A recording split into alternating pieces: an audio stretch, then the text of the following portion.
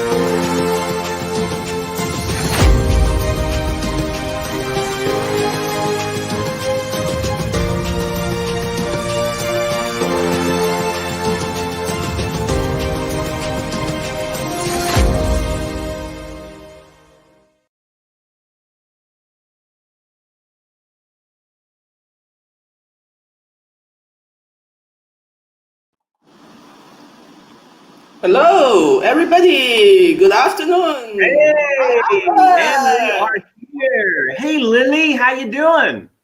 Good. How about yourself? I am doing awesome, except that I got like this whole flashing thing behind me. It's kind of like a party. Right, it's Saturday.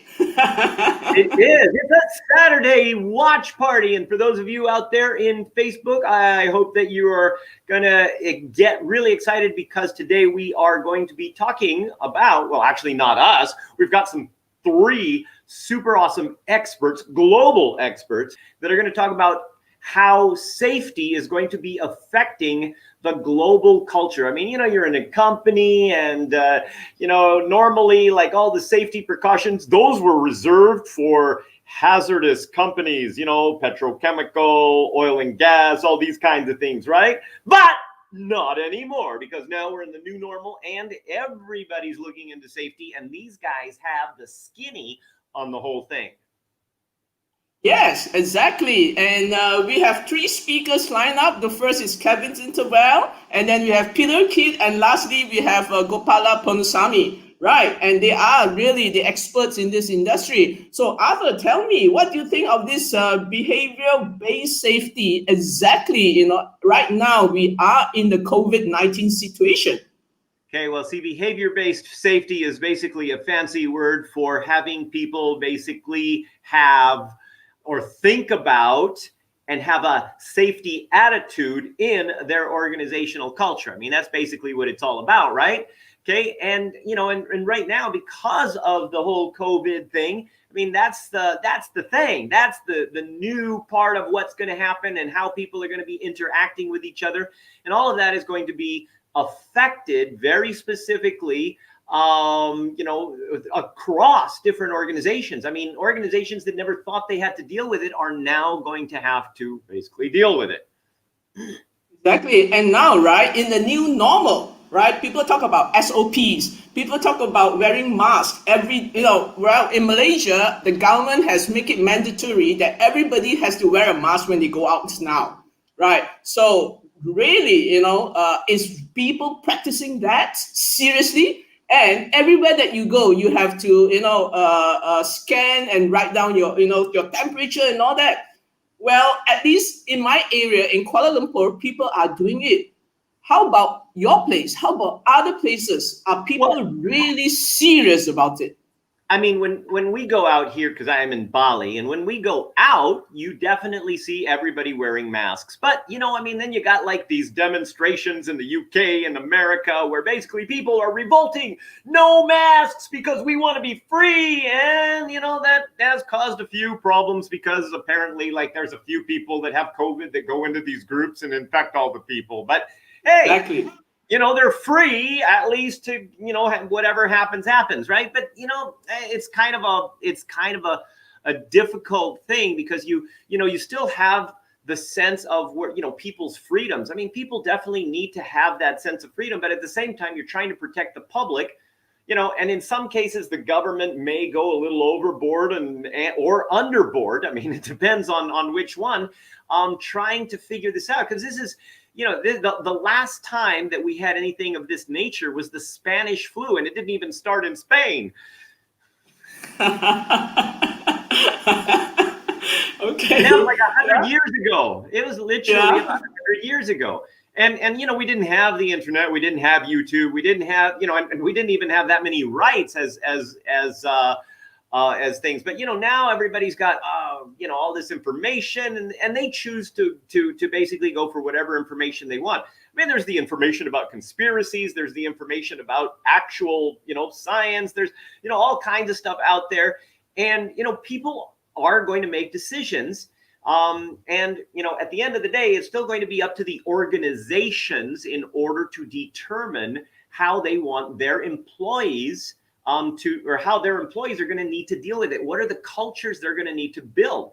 And if an employee doesn't feel that or feels their rights are imposed on, an employer will now have new options to basically say, well, if you don't want to follow our protocols for the safety of everyone, then you can't work here, kind of thing, right? And there's going to be all these regulations. There's going to be all kinds of stuff that never existed before, because right now we're protecting employees. You can't be fired for this, you can't be fired for that.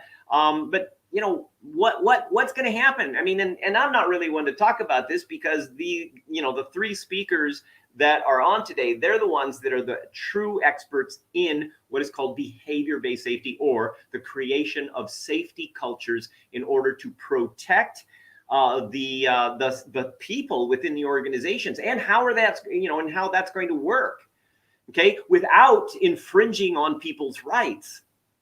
Yes, exactly. Come, let's just introduce the first speaker. He is Kevin Interval. He's the CEO of P2P and Bridget Group in Malaysia, in South Africa, and he has really very diverse experience. Shall we bring Mr. Kevin Interval on board? Let's bring him on! Yay! Hi, Kevin. Hi, Lily. Hi, Arthur. How are you guys doing? We are great. Awesome. Welcome. Really glad to have you here. And I can't wait to share my goods with everybody who's watching. Wow. Okay. Come. So, Kevin, you're going to share with us, just give us, in 2 sentences, what's your contents about? I'm going to be talking about the iron triangle in BBS. Is something I developed quite a while ago. We're going to look at strategic schizophrenia based on a model. We're going to look at risk appetite and Arthur Kumar's emotional drivers. And then we're going to look at something called production in this 19 situation that we're sitting in. And as organizations, leaders, and teams, how do we need to put together so that we don't create incongruency? And we actually focus on what matters until we get through this thing. Okay, good. So thank you, Kevin. Please take the show. Kevin, it's all for you.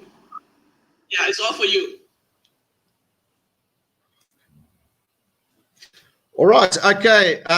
Arthur, ladies and gentlemen, and Lily, thank you very much for the introduction. As said, my presentation is focusing on behavioral-based safety based on the iron triangle, which I developed a way back. And I've got a couple of case studies and things that I'm throwing into this. I've been doing a huge amount of consulting around the world. I'm a professional facilitator. And of 1,077 people in 39 companies, now I went and dug in my box of bones, and only 13 people could recite their vision, mission, and values, and only about 20% understood the real meaning. And that is the organization's vision, the mission, the core values that are stated on websites and stuck up against the walls in offices, etc. And it's very interesting when you start asking people out in the field, what is your vision and what is your mission? It's almost,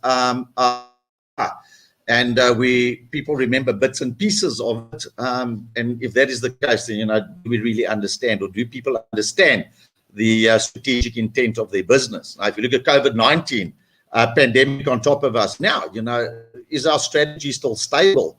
The strategies we developed 2-3 years ago, or the session we had 3 months ago, 6 months ago, does the strategy have to change? I think it does, and this presentation will talk about it. Okay, my name's Kevin Infeld. I'm a soldier by first occupation. I then spent 14 years in the mining industry, and then I decided to work for myself and run a couple of companies around the world. The treasures, the takeouts of my presentation today is the appreciation of the iron triangle, the behavior-based safety iron triangle, strategic framing, strategic incongruence. I'm going to get you into a little bit of a case study that I worked on, a project that I worked on. We're going to look at that risk appetite, emotional drivers, and production push. And then there's BBS takeaways at the end. Okay, so what is this behavioral-based safety iron triangle that I'm talking about? Something I developed a number of years ago and refined. As I've been working with mining clients around the world, we're doing a lot of facilitation sessions in terms of strategy and safety programs and safety initiatives around the world. And what I've seen in organizations is a huge amount, or not every organization, but many of them, incongruency between top management and the so-called workers, and then the individual risk appetite. We're seeing individuals with that have a huge appetite for risk, and those that are risk averse. Dealing with these people and incongruency, we get a strange mix happening in terms of what lies in our safety horizon, or on our safety horizon.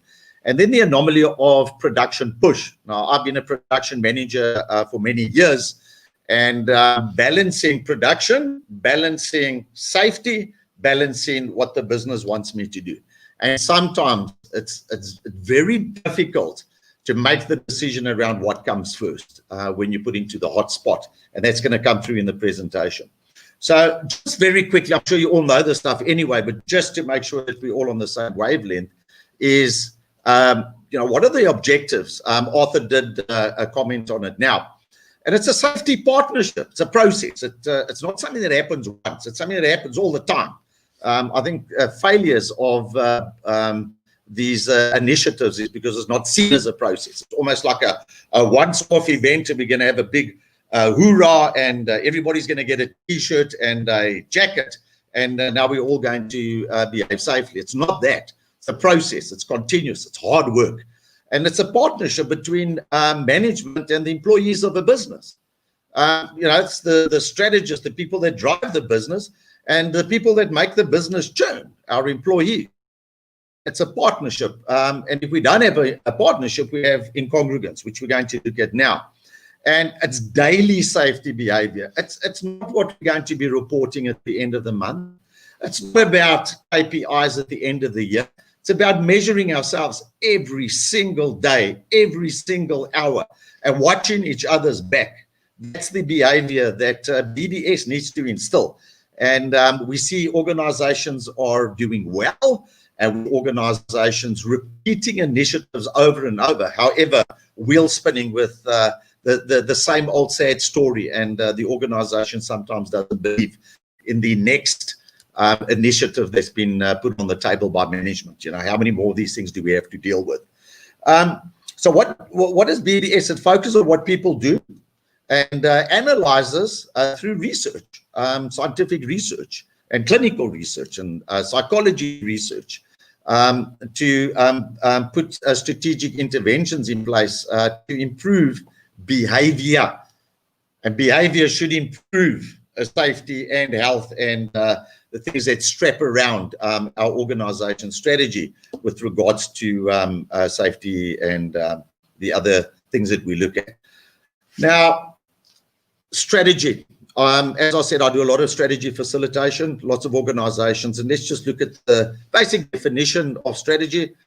It's a detailed plan for achieving success in situations as war, politics, obviously with business, industry, or sport, or the skill of planning for such situations. So every organization has a strategy, which is made up of vision, mission, underlying core values, and many other things.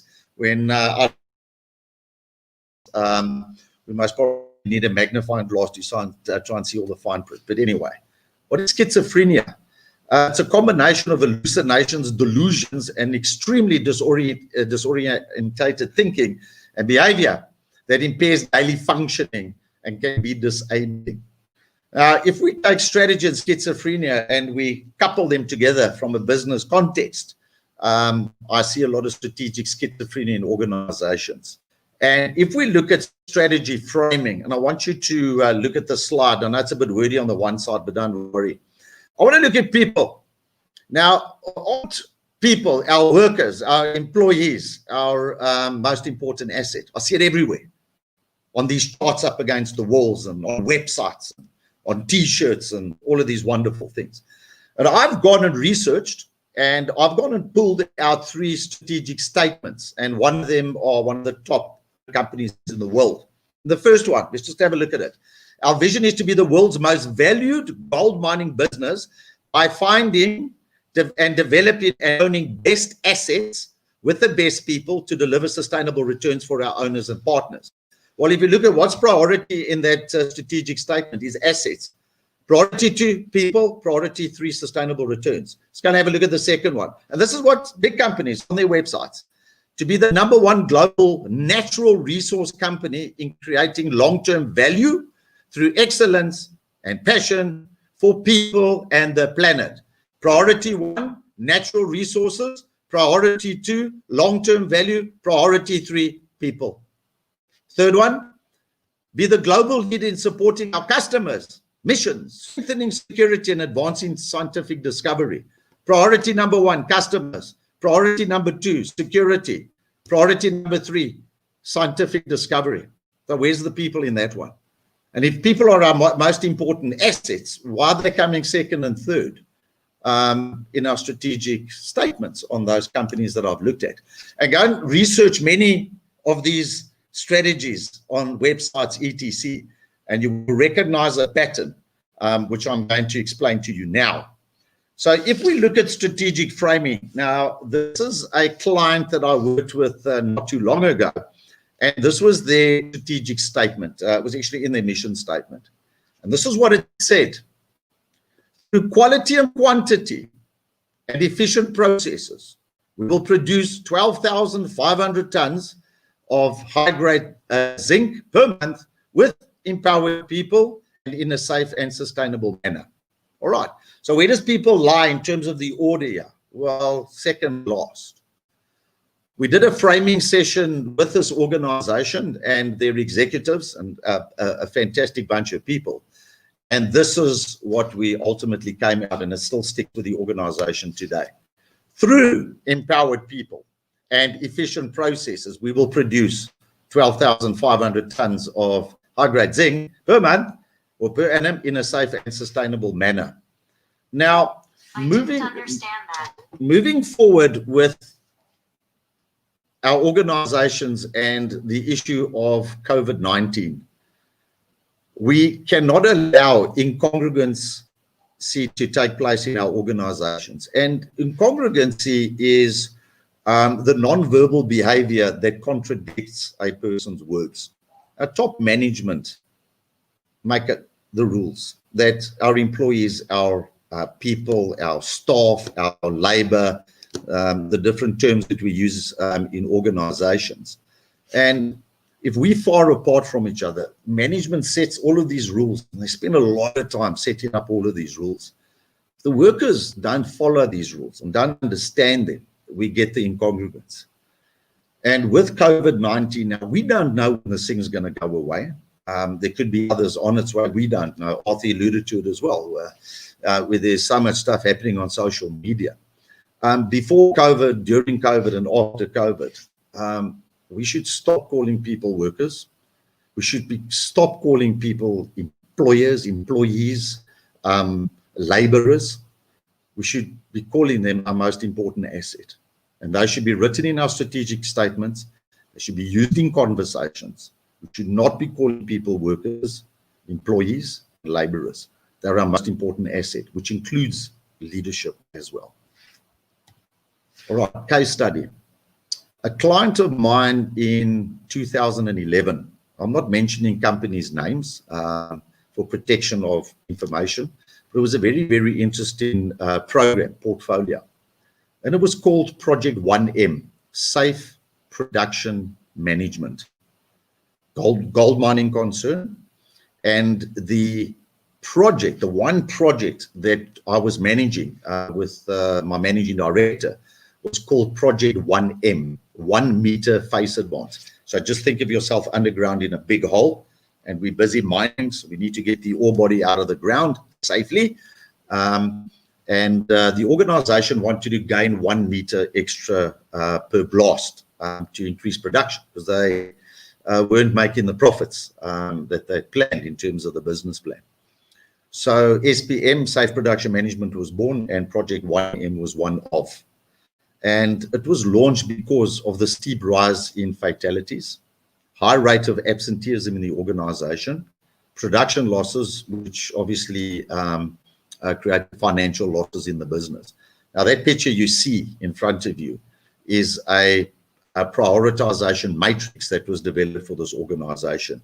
And it looked at all of the initiatives, all of the safety initiatives, all of the health initiatives, everything that was happening in the business. And we realized that there was too much that the organization was trying to achieve in terms of attaining its target numbers in terms of its safety and health. What we did is we funneled their pipeline. We took the burden out of their pipeline, and we focused on what was important at that point in time for the organization strategically. And I want you to keep in the back of your mind COVID-19. This is what every organization needs to do right now. We need to prioritize around our strategy what makes us sustainable, what's going to keep us profitable, and what is going to keep our most important assets in the game with COVID-19 in our face. We don't know when this thing is going to go away, and we're going to manage. We have to manage through it and around it. The only way that we can do this is through prioritizing strategically. We cannot allow ourselves to be in strategic schizophrenia. We have to prioritize effectively. Otherwise, COVID is not only going to create safety issues, it's going to create sustainability issues, and people lose their jobs. And we see that already happening. So, in Project 1M, the 1 meter face advance, we launched a number of sub-projects, and I'm going to take you through them quickly from a case study perspective. Now, the first sub-project was an undertaking by the organization to do risk profiling on all of their most important assets. And it was very interesting that 76% of the population were found to be risk prone. Well, now the question is, you're working in the mining industry, in a mine, 2.5, 3 kilometers underground. Well, you're going to go and ask anybody if they want to work underground or not. And those that want to work underground are risk prone. They're not risk averse. Now, Arthur and Lily were talking about COVID-19 and people walking around without masks, and some people walking with masks. Well, you know, those that aren't walking with masks, are they risk averse? Are they risk prone? I don't know, maybe risk prone. Won't happen to me. And that's a behavior thing. You know? Well, it's not going to happen to me. It'll happen to somebody else until it happens to me. You know, then I'll deal with it. It's maybe not good behavior in terms of looking after our health and ourselves, and especially those around us as well. The other sub-project too was 24 hours in the life of my employee. So it was called My Employee. We call it our most important asset if I was there again. And what was interesting was through the analysis, it was the population sample again of the most important assets. And what the outcome was, 87% of the employees, and I'm going to call it that because that's what it was called then, had less than 4 hours sleep per day, had on average 1 meal a day, no light at home, children at home, and on average only visited their families once a year, and also financially. Now, I just want you to think of this. Now, think of an individual like that today and now having COVID-19 as an extra burden on their shoulders. Now, how do we expect as leaders for somebody to practice safety, to behave safely, when they are risk prone, and secondly, having 4 hours sleep per day and not eating a meal?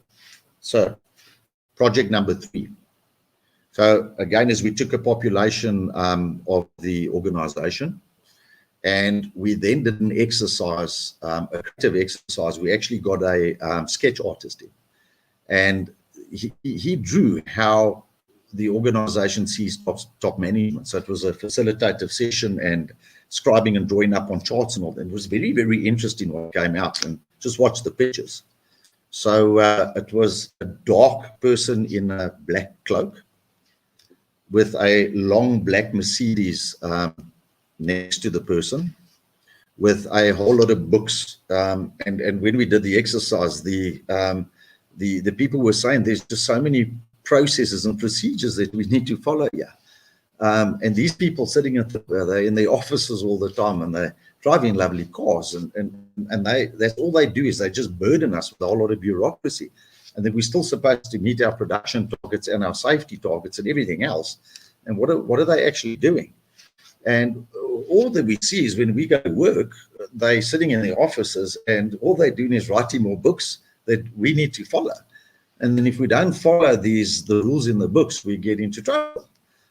Is that all that top management do? And they just start creating more red tape and more red tape.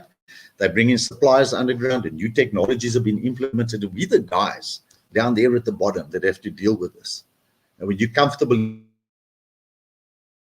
your office upstairs, it's okay. But when I'm 2.5 kilometers underground and I'm having to manage all of your process, your procedures, the red tape, the experiments, and all those things, and you're holding me accountable to production targets as well and safety targets, it's going to be a little bit tough. It becomes very, very interesting. And what they saw in their top management, that their top management makes a lot of money. Okay, that's how the organization saw their top management. Project 4 and 5. So based on the information that came out, the vice president of the organization, I worked very closely with him and the executives, implemented visible felt leadership immediately. When this information hit him, he said, we have to do something about this now. We need to get our top management down in the mine, all over in the processing plants, etc., in the offices, into wherever our most important assets are. And we need to go and listen to them. We need to get into their hearts and minds. And Hearts and Minds was born to drive the safety behavior in the organization. And I just want to keep COVID in the back of our heads all the time, because visible felt leadership, and researched this, my talk is not about visible felt leadership in detail. It's spending time with people as management, listening to each other and having those conversations and supporting each other right across the organization. And we need to be doing that with our most important assets now. The guys and ladies are going through a hard time, all of us. I run my own companies. I've got people all around the world, and everybody's going through a hard time now. We need to have visible felt. We've got to feel for our people. Because if we feel for our people, we can then be honest with them, and we can be humble as leaders. So what the vice president did at that time, he called in his senior managers, and he said, we are now, for the next 6 weeks, every single day, one of us, two of us, three of us, they planned an itinerary. We are going to be down in these mines, and we're going to be talking to our most important and most valuable assets. We're going to go and spend time, and we're going to go and listen. And what we're going to try and accomplish out of 35,000 people in the organization, we want to try and remember everybody's name, or know everybody's name, to the point that we want to know their kids, and their names, and we want to know what hobbies they play. Because if we can call 35,000 people by their first name, remember that their kids play soccer, etc., we're taking care of them. We're getting into the heart. When we get into the heart, behavior-based safety starts working, the behavior changes. When we try and massage the mind all the time and plug it with billboards and too much like social media, it just goes in one ear and it goes out the other. When we get into the heart, that's what makes a difference. And with COVID-19 now, ladies and gentlemen, we need to get into the hearts of our employees or our most valuable assets. And that includes us as leaders. The organization needs to look at us and want to say, we've got our hearts as well. We need to be taken care of too. Because remember, BBS is a partnership. It's not a top-down thing. It's together. And we need to get into the hearts. The minds, we've got that sorted out. We've got everything in place already. We need to get into the hearts. So if you look at the tactics that the senior management then put in place, and this was really, really clever. And it showed in the safety results and the SHE results, and we'll get to some of that stuff now, is we started a whole series of industrial theater.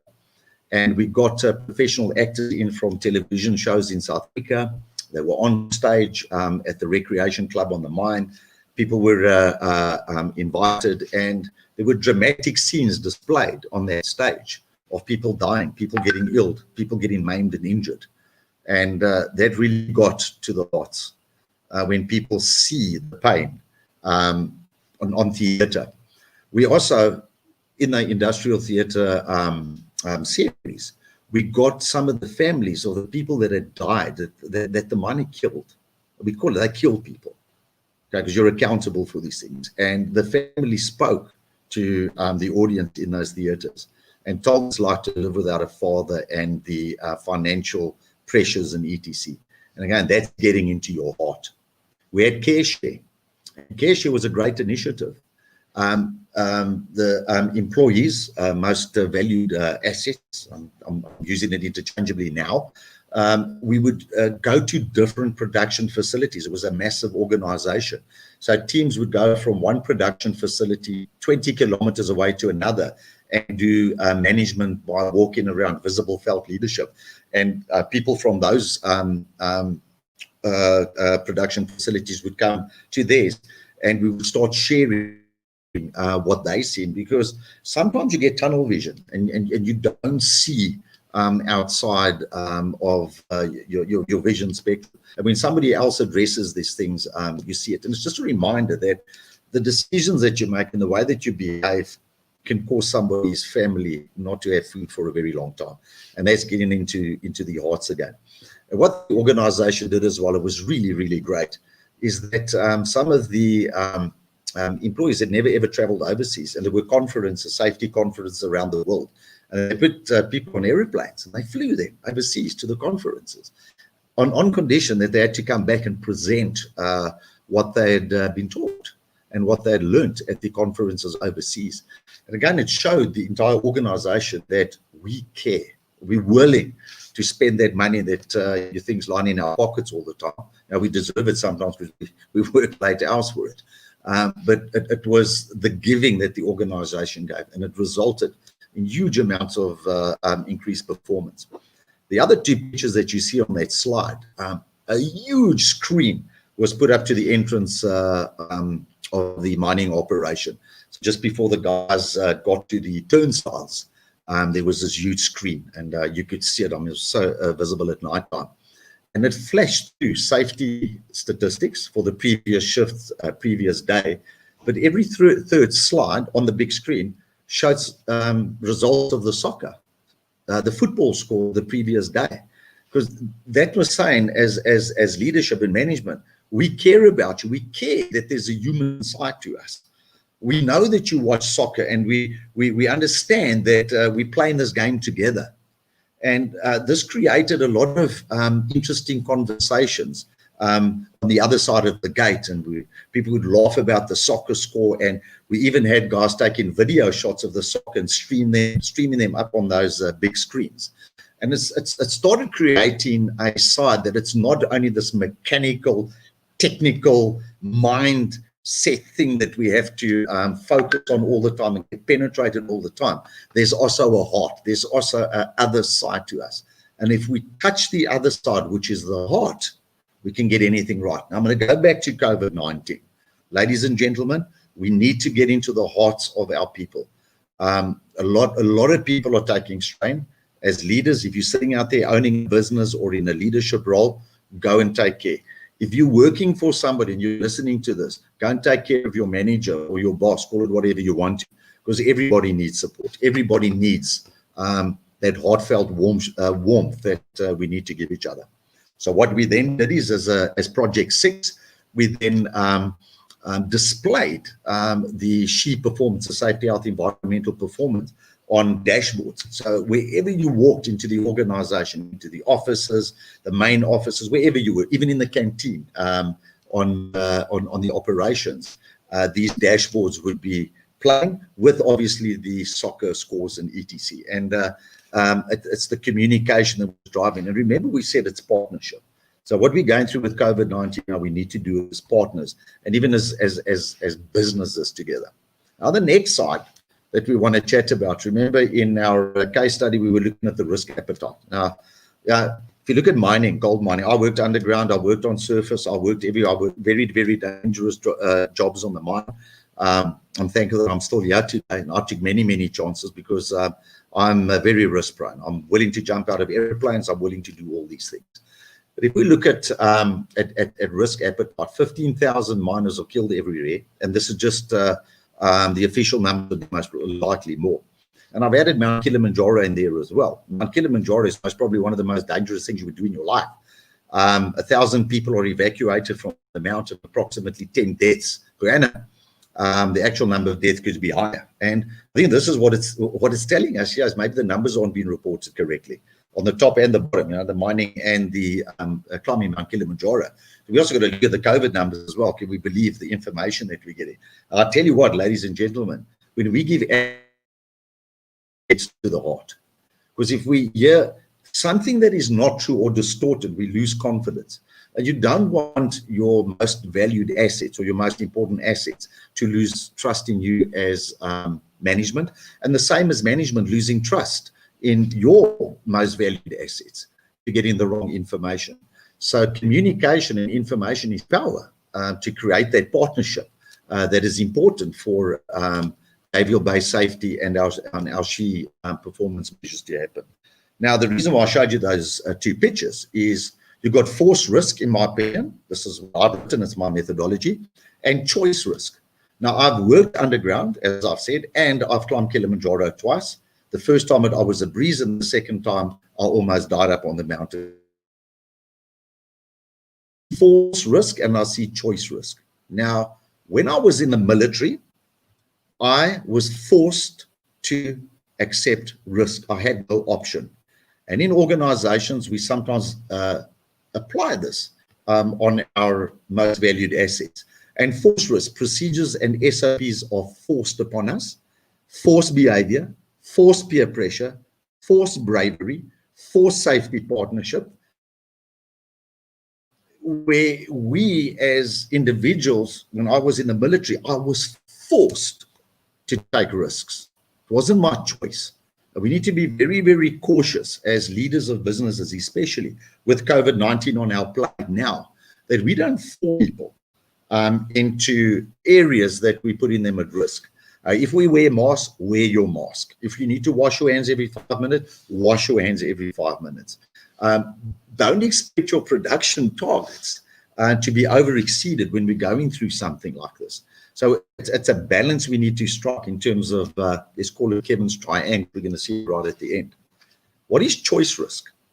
Now, I went on a magic certification, and something that I learned and is deeply embedded in my mind is the 8 emotional drivers, as designed by Arthur Kumasi.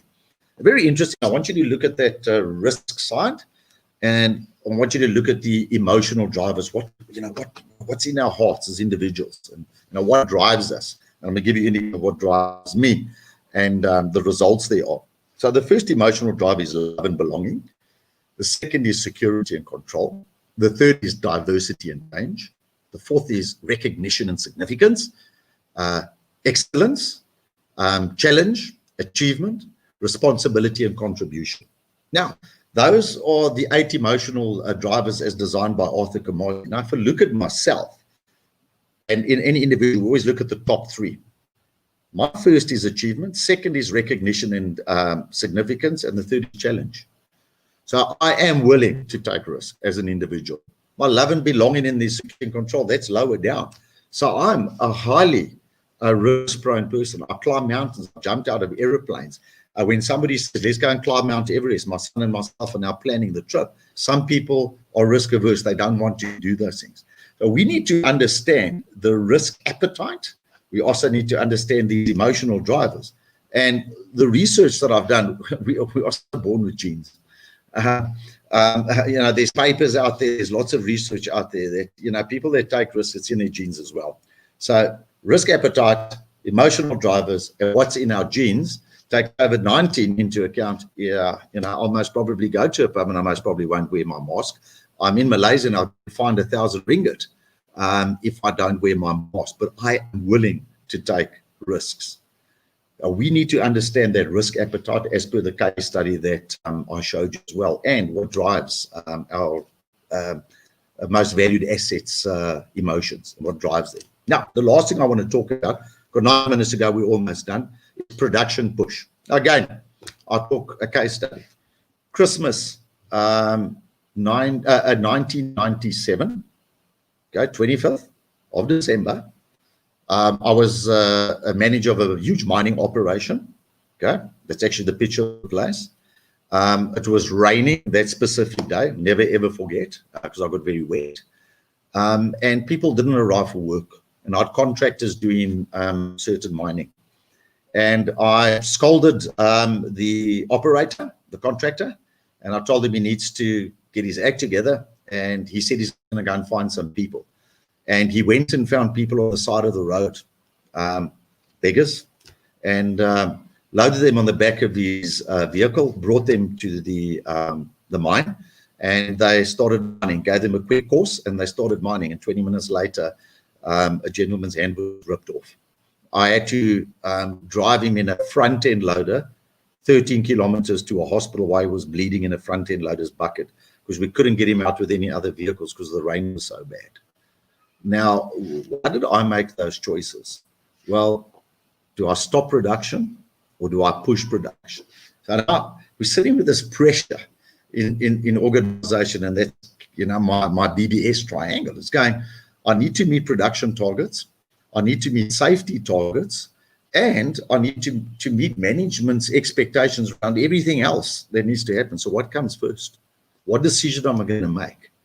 Now, if I'm risk prone and certain things drive my emotions and I'm under huge pressure, I might make the wrong decisions, or I'll most probably make the risky decisions, like I did that night. I almost killed somebody because of that decision of mine. And even past that day, when that incident happened, I've still made those risky decisions.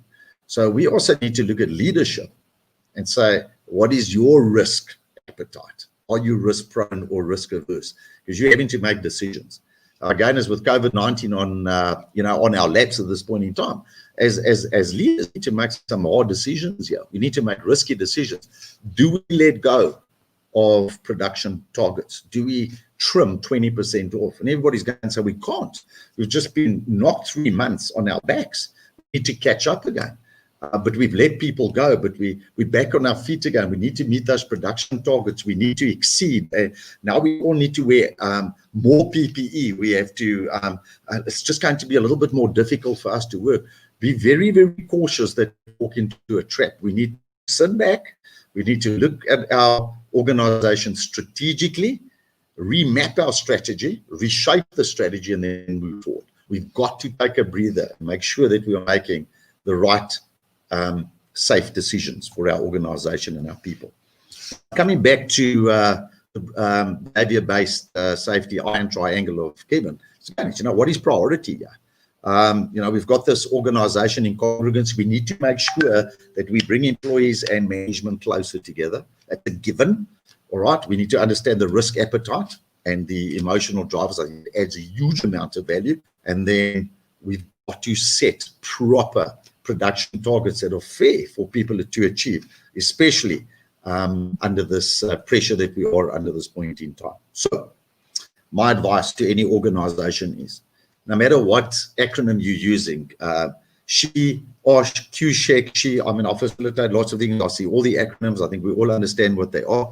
Add an S in front of every single one of them and start with strategy. Strategy, quality, safety, health, environment. Strategy, quality, safety, health. Strategy, health, environment, safety. Strategy, environment, safety, health. Focus on strategy. We need to drive the message to our most valued assets in an organization, why we exist. We need to get into the hearts.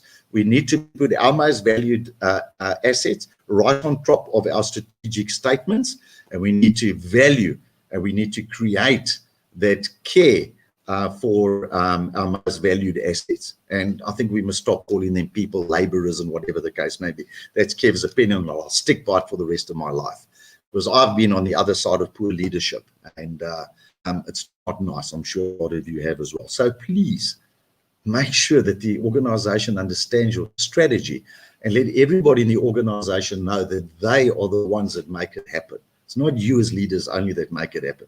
They make it happen with you. It's that partnership of BBS. Okay, so risk and our emotional drivers. We need to understand the organization's risk appetite. We need to, when we employ people into our organization, we need to employ the right fit. And we hear this all the time, but it's something that we need to take cognizance of. We need to assess people's risk appetite in different job work. Understand their emotional drivers when we do employ. Revisit our policies and procedures and our standard operating procedures. Make them easier.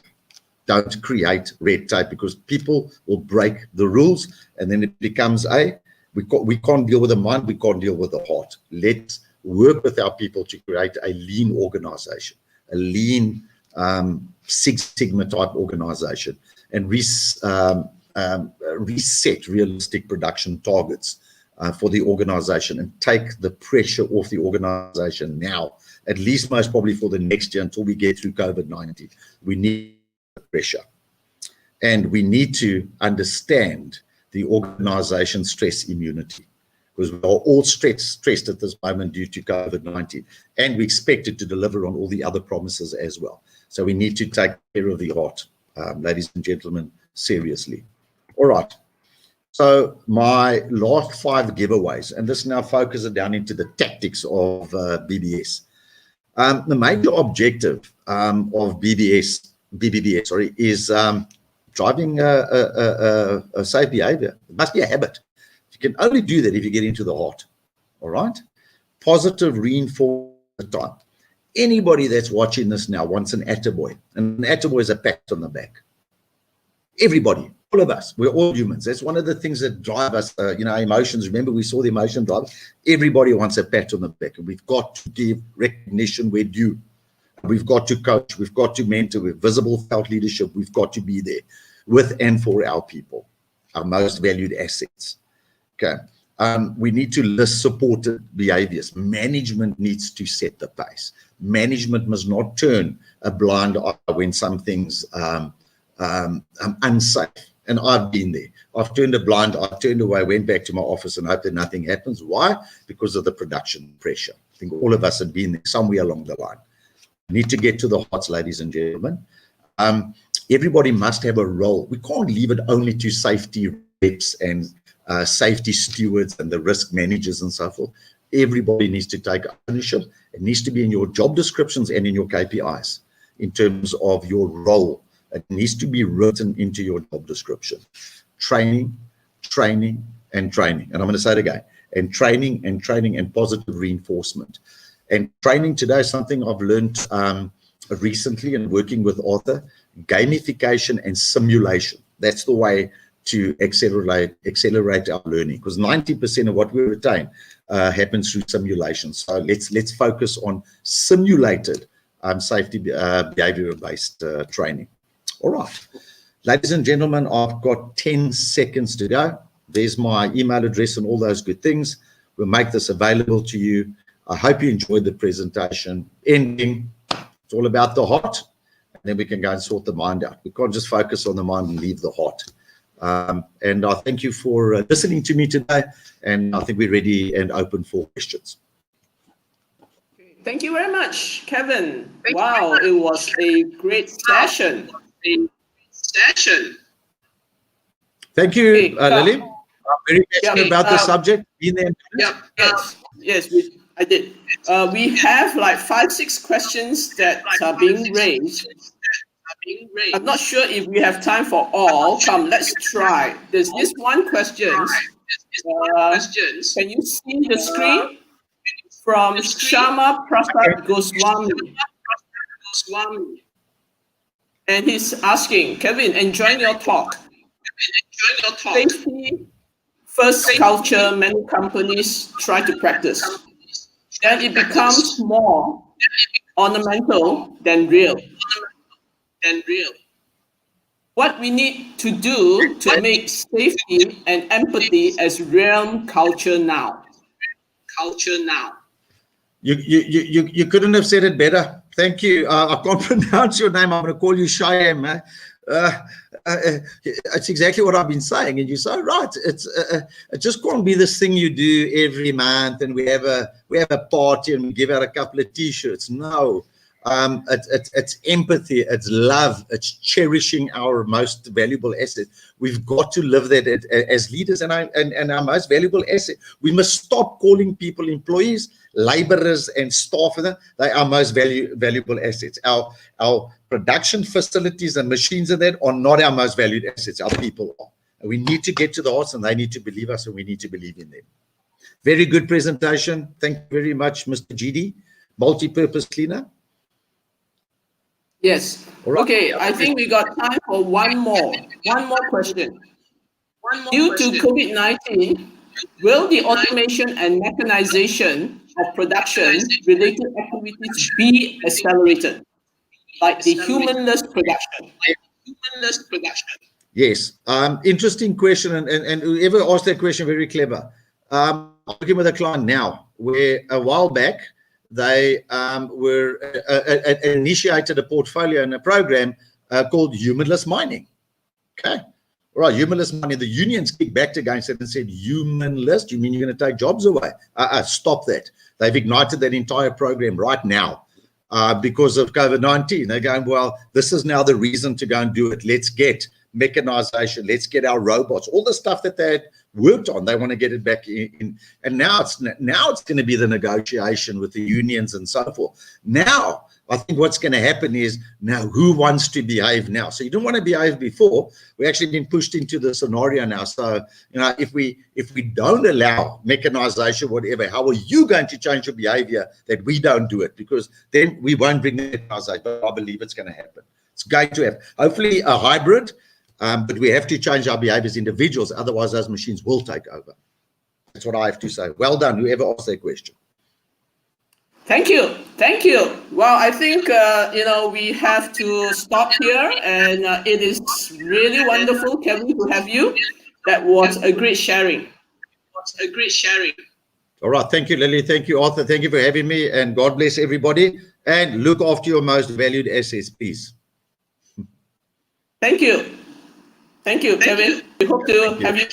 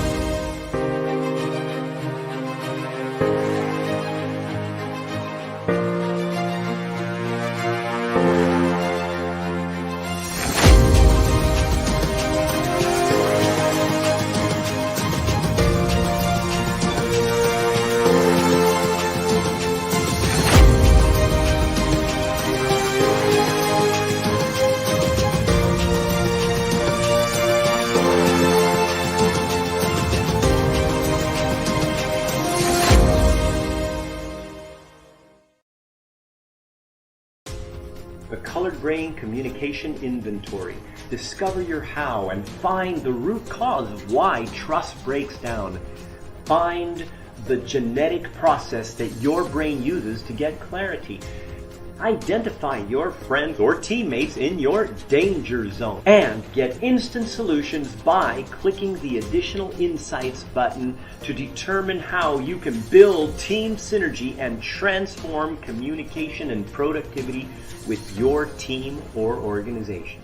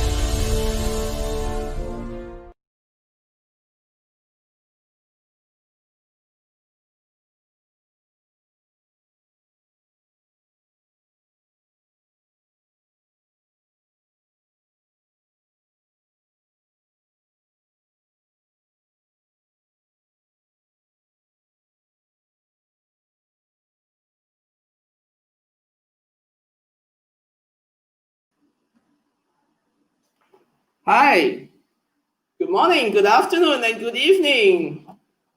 Can you hear me? Hello? We are back, Lily. And Yes, we are. Kevin, Yes, I can hear you. was awesome, having some very amazing insights.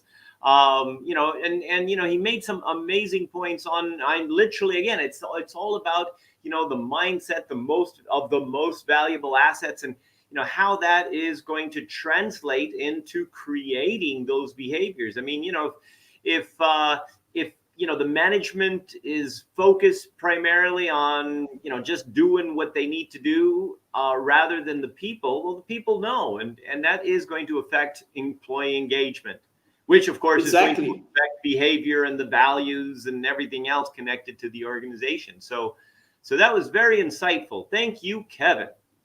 Thank you, Kevin. Right. So the show goes on, and now we have to introduce. It's time to introduce our next speaker, Mr. Peter Kidd. He is a project manager, and he's been working for over 30 years in the oil and gas industries. And definitely, this person, he has lots and lots to share about the safety and occupational health, that kind of experience. What is it like when you are in the oil rig? And, let's welcome Mr. Peter Kidd. Yay! But Peter's not just an oil and gas guy on land. I mean, he goes on ships. Okay, so it's a totally different environment there too. Oh, totally. Hi, Peter. Arthur, Lily, hi guys. Really good to see you again. And happy birthday for yesterday, Arthur, by the way. Hope you had a good party. Thank you, Pete. And, really, I'd like to really say thanks a lot for the invite. I appreciate the opportunity to come and present for the team. You and I, we've been coming a long way, and it's really good to get actively involved.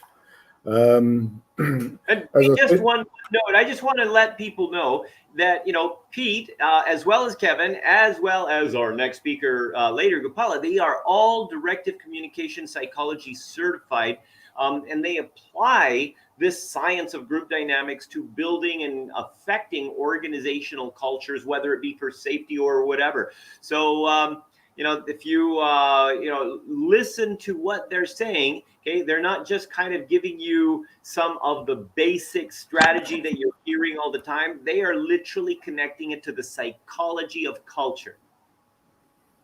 Yes, exactly.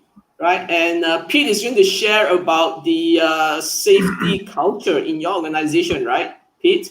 yeah, correct. And today's presentation is primarily on employee engagement, which is really a cornerstone of BBS. If you're not engaged, your BBS is a meaningless program, absolutely meaningless. You've got to have the employee engagement. You've got to have management engagement. You've got to have total engagement to have a success aspect in this, absolutely. Okay. Shall we pass the session to Peter? Take it away, Pete.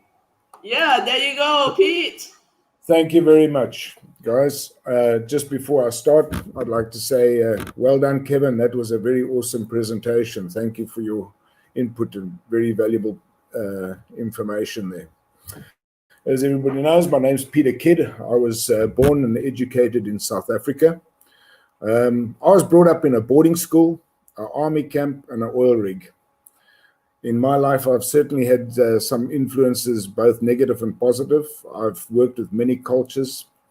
I worked primarily in Africa, Asia, USA, and Europe in the oil and gas industry.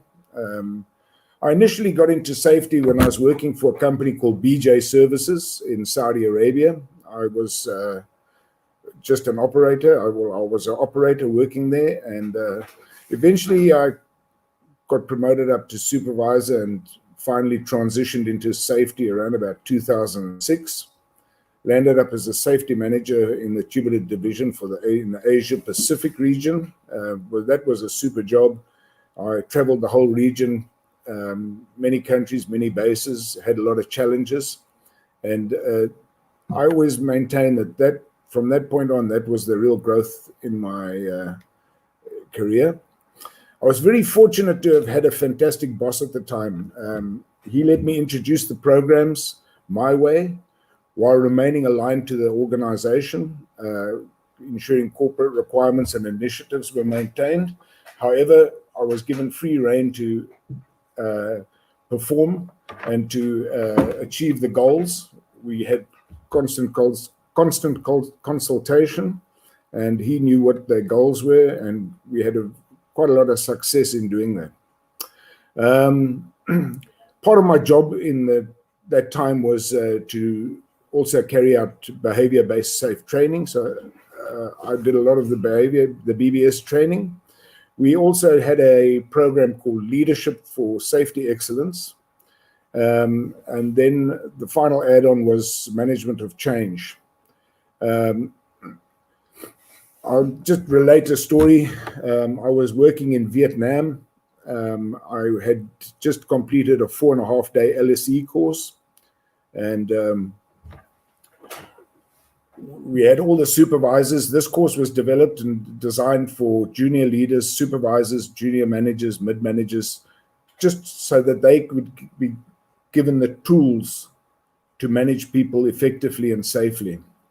After the course, I went offshore. I did a management visit to one of the rigs, and I was walking outside, and as I was standing outside, I was looking down on the deck, and one of the supervisors that had been on the course was standing next to a cargo container. A cargo container is a box full of tools and equipment that we move onto the rig.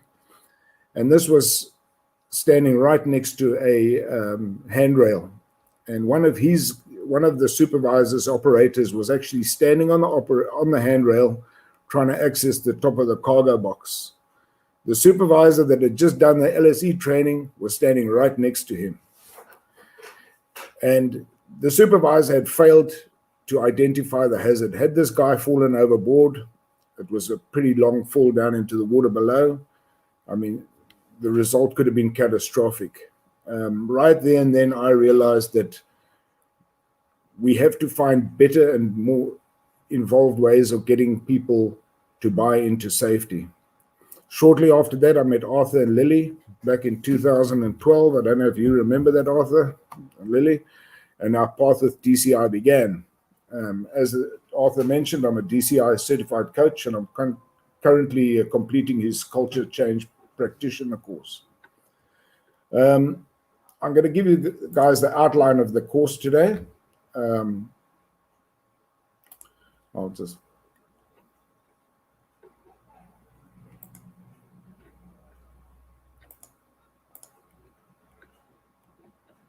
just bear with me. There it goes. I had a few technical issues this morning. I bought a computer and the camera doesn't work. I had to revert to old systems. Right. Today's outline of our course is based on culture change and creating a positive foundation for BBS safety. What is BBS safety? BBS safety is a process that informs management and employees of overall safety in the workplace through safety observations. BBS is intended to focus on workers' attention and on their own and their peers' safety behavior. Organizational or corporate culture is a pattern of values, norms, beliefs, attitudes, and assumptions that shapes the ways that which people in organizations behave and things get done. Values refer to what is believed to be important and how people and organizations behave.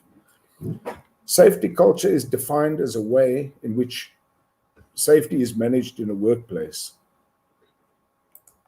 Now, if you don't have top management buy-in, your program will not be successful. However, you have to bear in mind that as we discuss safety culture, the BBS topics today, for safety culture to work, you need to have total buy-in, as I say, from all the stakeholders. You cannot have a leadership-enriched safety culture if the rest of your organization has a different culture. You cannot have a healthy body if your heart is not working. You've got to have total buy-in. Hazard identification is a cornerstone of any BBS program. BBS influences the way we identify hazards. In a positive culture enables everybody to respond by communicating and rectifying their at-risk behaviors, resulting in safe workplace and safe work practices. About 8 or 9 years ago, I was on a drill ship. We used to work in Korea, out on the docks, building the drill ships, and my role as a safety advisor was to ensure that all the equipment, all the practices were put in place. And one of the things on this vessel that I was working on was the BBS program. The vessel was finally completed, and we were sailing from Korea through to Cape Town. And I was doing my walk around one night, and I walked into the radio operator's room, and he had about 100 cards he was filling in.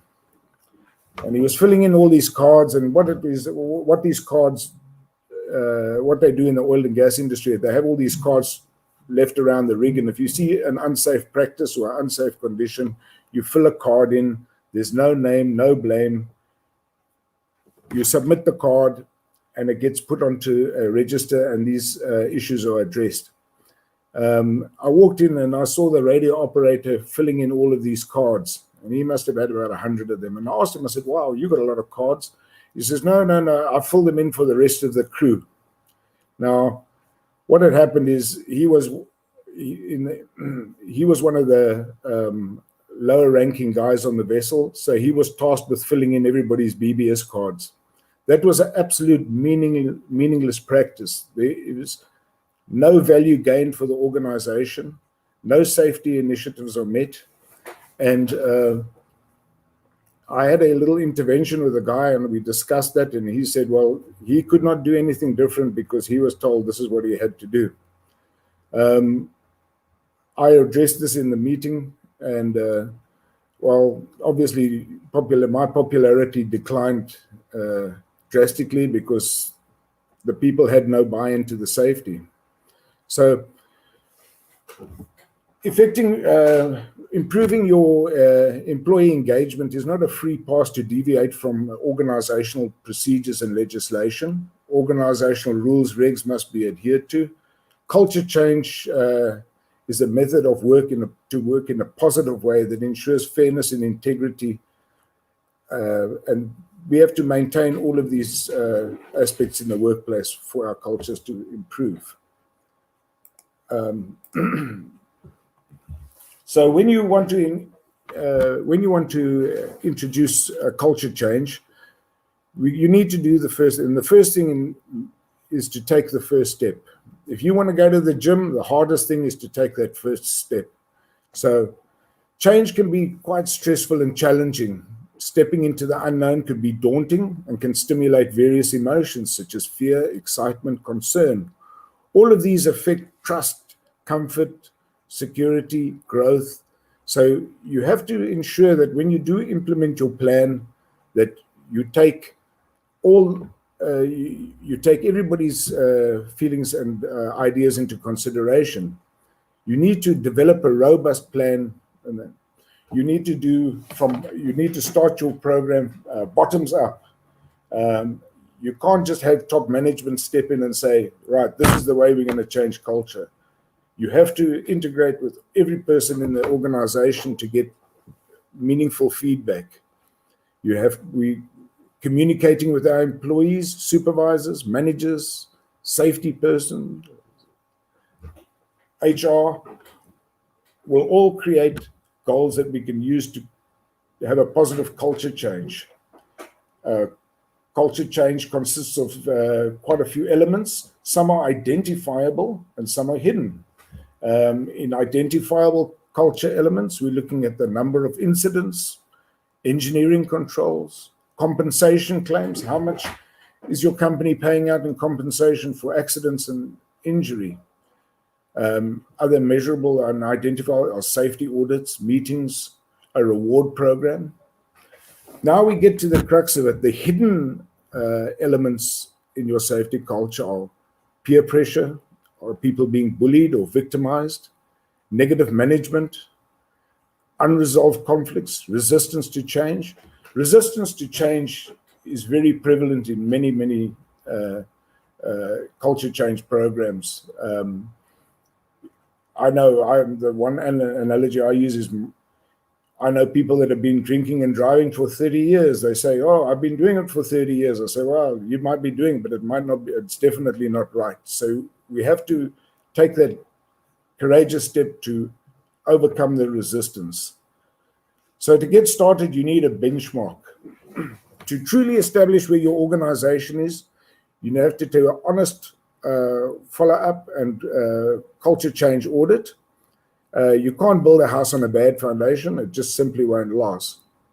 The risk of COVID coming into play in our lives, this has been a very sudden pandemic, and it's been a very difficult pandemic time for many people. So one of your risks is we're going to have financial impacts in many organizations, and consequently, a lot of human resources will be lost. Unfortunately, this is a pattern that incompetent people do get promoted into positions that they don't have a lot of experience or any experience at all. And consequently, their management style or the structure of management changes from organizations. So this is something we have to be aware of when we do look at culture change, that we're putting the right people in the right place at the right time.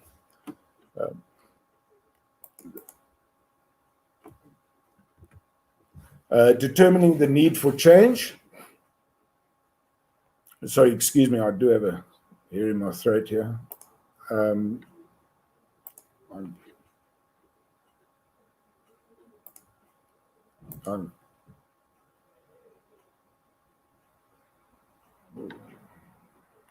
But sorry, I do apologize. I'm just getting used.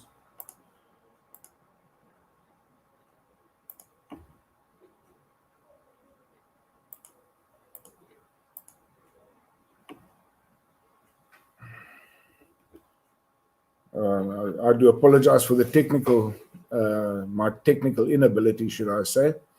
I'll just continue with the program on there. Okay, determining a need for change. The most effective way to determine how much change is needed in your organization, as I mentioned, is a culture audit. We have 5 levels of organizational culture. The current status and goals must be identified. Where you are, what is your current situation, and what is your goal, what is your ambition, where would you like your organization to be?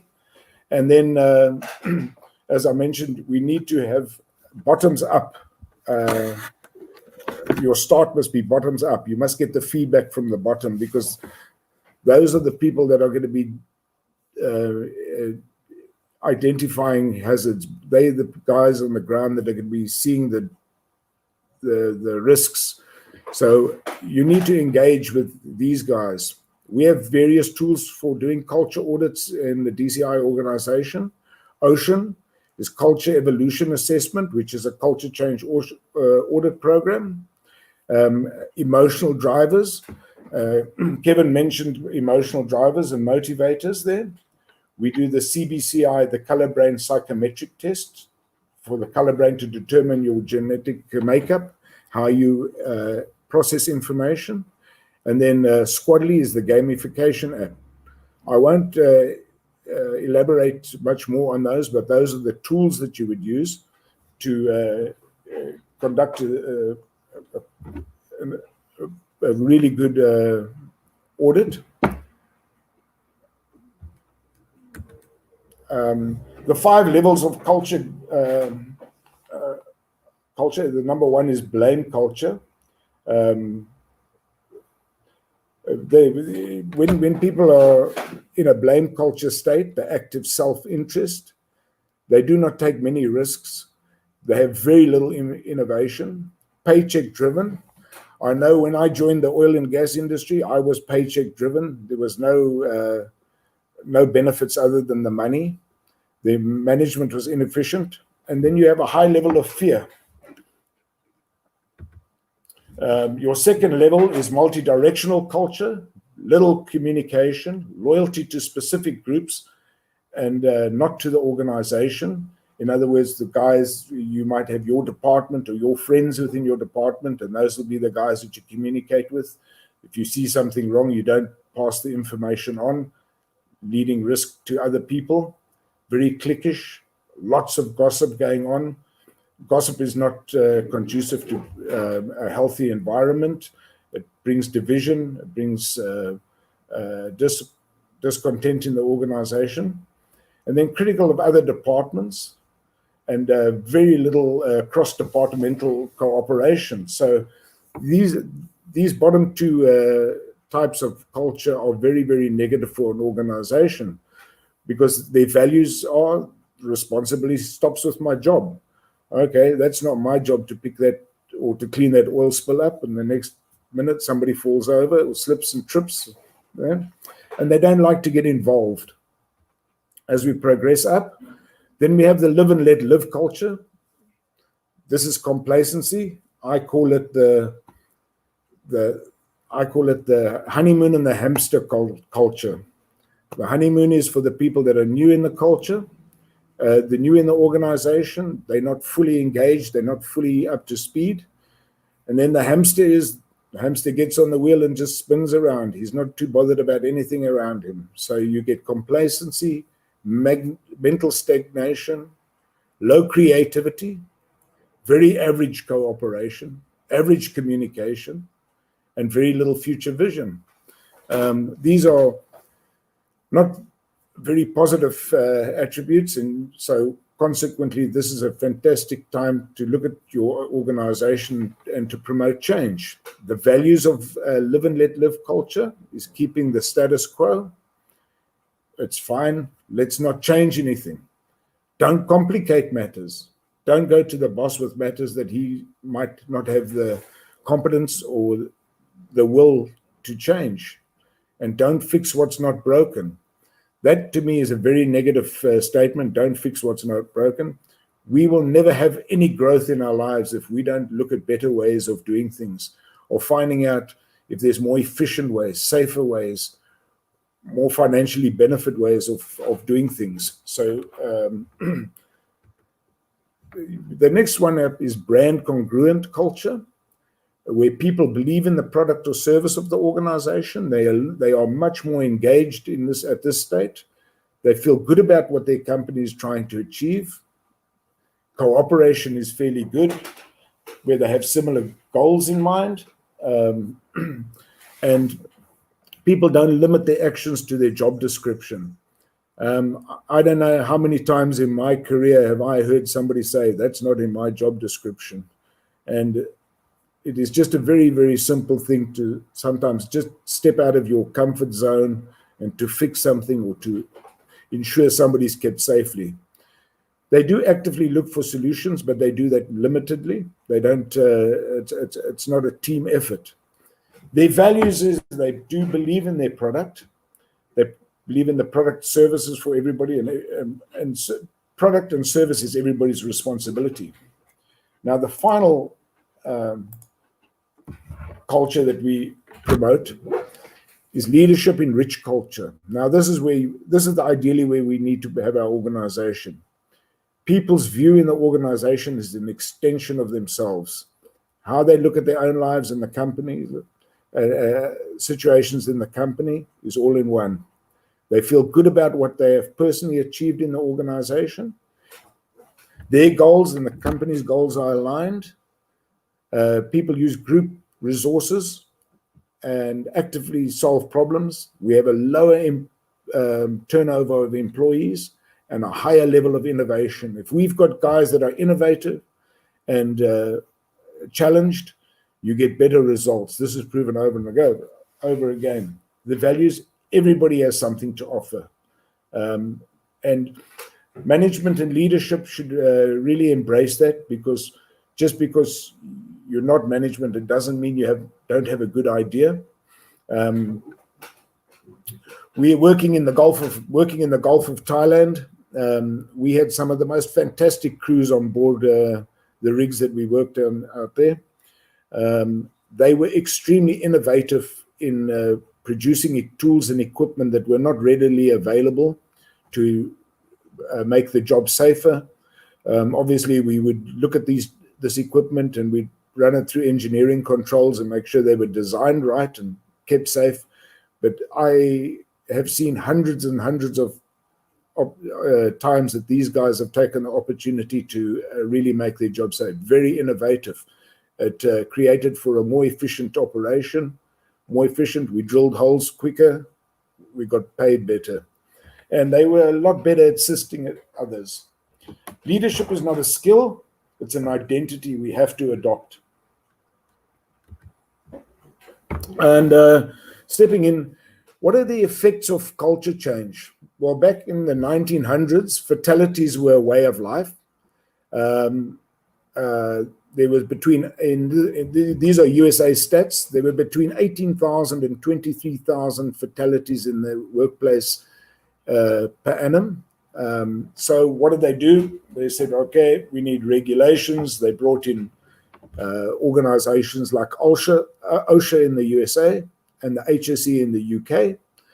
And they introduced all these regulations, promoted safe working practices. And in the oil and gas industry, we had two very, very high-profile incidents.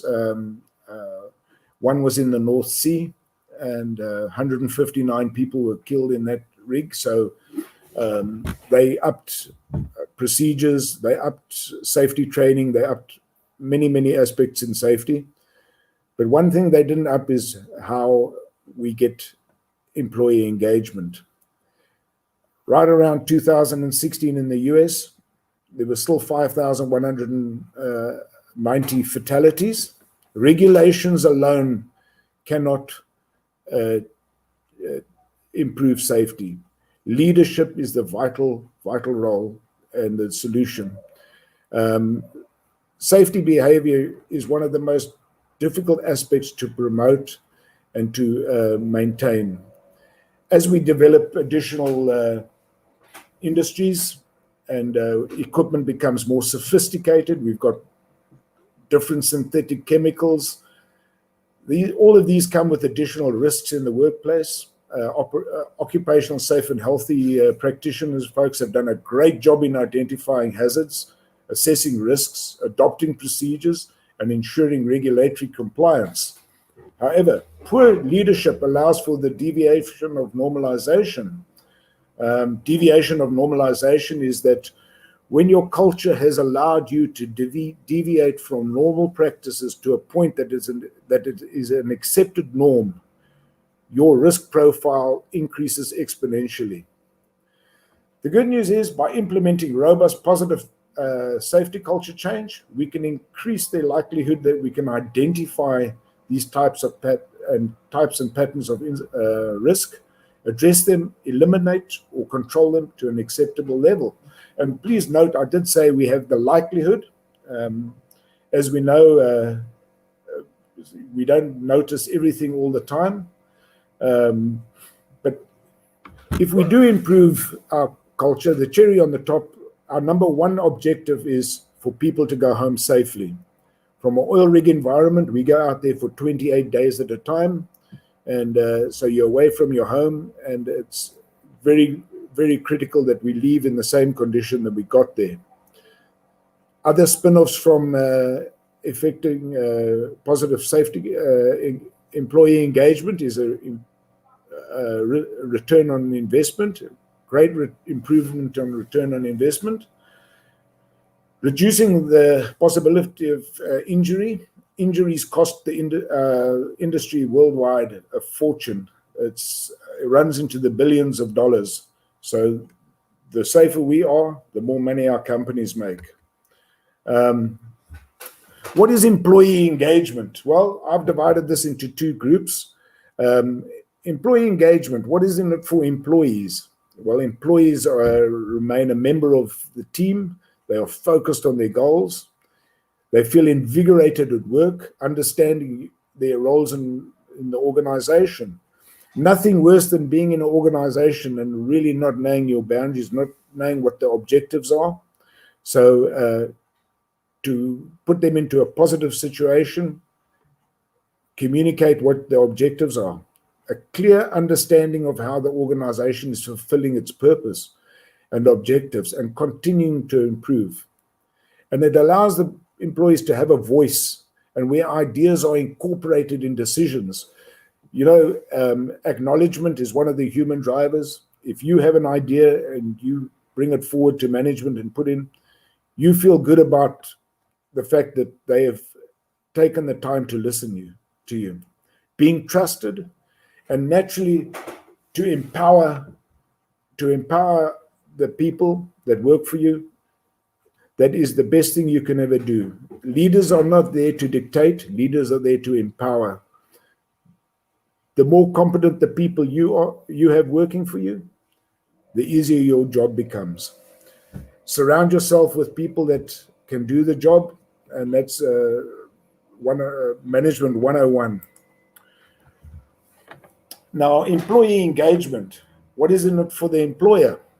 Well, employee engagement is about positive attitude leading to improved and better business outcomes. We're all in business ultimately to make money. It's just how we do it that's very important. Engaged employees feel proud and loyal and have more positive input and output. By promoting and nurturing skills and knowledge can lead to more productive and involved workforce. The results in enhanced products and services. Committed employees have less absenteeism, better staff retention, and reduced conflicts in the workplace. Once again, our goals are a safer environment, and the spin-off is excellent return on investment, or an improved return on investment. Importance of the importance of employee engagement. Employees are more invested in the organization. Our goals are aligned, and our ambitions and initiatives make them feel more valuable as a team. They're happier to come to work. We should also ensure that we have customer satisfaction. In the oil and gas industry, safety stats play a massive part when we do the tender process. If you've got a high rate of incidents, that's perceived negatively, and in some cases you don't even get the opportunity to tender because your safety stats are poor. So it does have a spin-off. Personal retention.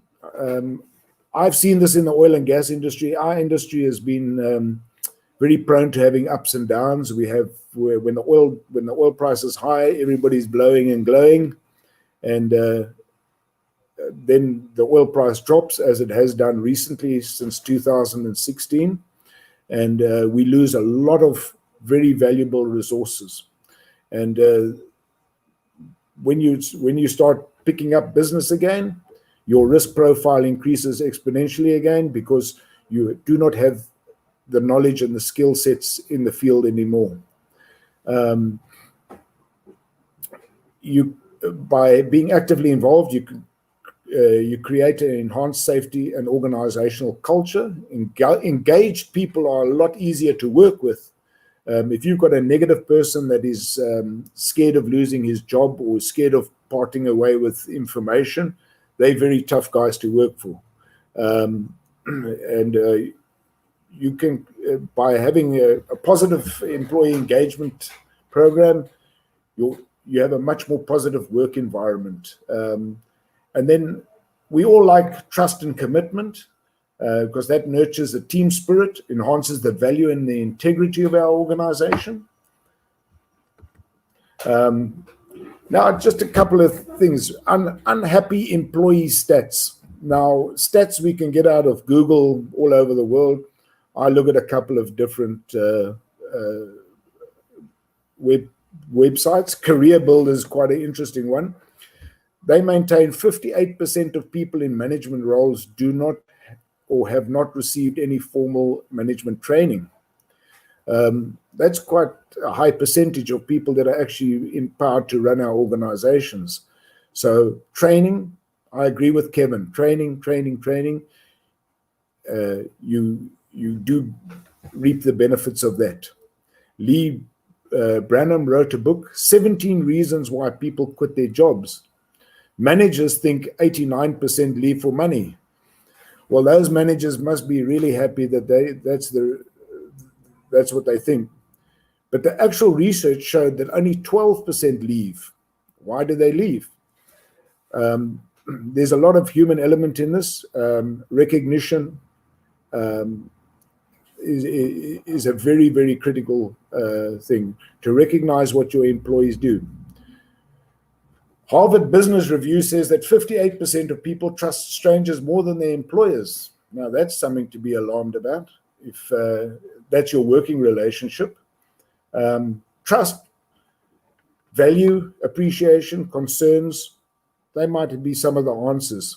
I worked for a company, a multinational company, and I was the regional manager, safety manager, and there was a buyout. A larger company bought us out, and of course, anytime that there's change, as I say, there's fear. There's fear of the unknown. They bought out BJ services back then, and systematically they changed the whole structure. We had a very, very, very good safety culture in the company, and that gradually deteriorated over the time, to a point that all the top management in the region that I was in eventually left, and all the resources left. So that costs companies a lot of money by not managing your employee engagement correctly. Benefits of positive employee engagements are improved safety, More focus on BBS. You have better hazard identification. If you have better hazard identification, you do have less risk. Happier employees, I did mention these before, lower absenteeism, and better opportunities to tender for more work. For information's sake, a cost of a lost time incident in 2017 in the United States was $41,000. That was the average cost of a LTI, what we call a LTI, lost time incident, where somebody gets injured and cannot return to work. Should you be unfortunate to have a fatality in your organization, the average cost in 2017 was $1,190,000 US. That's a lot of money to take out of your profit. Everything goes up, insurance rates go up. Also, people view your company in a different light. So there's a lot of knock-on effect when you do have an incident. The elements of employee engagement are leadership. Now, leadership, the praise, recognition, appreciation are all in line with promoting a positive employee engagement. Communications, number one, listening. Many people want to talk, but I can tell you listening is my number one priority. Understanding. We don't just nod, ask questions, find out what the true root of what they are talking about. Advising, sharing. You can only have positive communication in that way. Rewards and recognition. People that are appreciated act in a more positive way. We had an incident a few years ago, and the rig I was working on, I was a contractor on the rig, so I was not part of the rig crew. However, management had indicated that because these guys had worked so fantastically over the years, and I think they had about 10 or 11 years with no lost time incident, they were promised a gift of gold. And this would have come in the shape of a gold coin specially made for this operation. And the deadline came and the deadline went, and the people got a little bit more disillusioned. It wasn't coming, and the management said that we're going to send them out, and they're coming. They're just waiting for them, and they never arrived, and they waited and waited. And eventually one day a box arrived, and it had all the rewards for the program on there. And everybody was handed out a coin, and everybody was very happy. First crew change came, they went ashore, and one of the guys took his coin down to a gold shop, and he found out it wasn't gold. Management had reneged on that, and they'd taken coins and they'd plated them with 18-karat gold. About 20 seconds later, word hit the rig. That was the most I've ever seen people go from a positive to a negative state. They were absolutely devastated by this. The morale plummeted, and people resigned. It was extremely traumatic for the guys. So if you do put a reward program in, make sure you can afford the program, make sure that you make it meaningful, and follow through and deliver. Other elements of employee engagement are professional and personal growth. You grow both professionally and personally. You have more opportunity for promotion. Your visions and values allow people to think out of the box. Sometimes when we put too many restrictions on people, then they're not as innovative as they could be, because they feel there's no value in adding it in because nobody takes them seriously.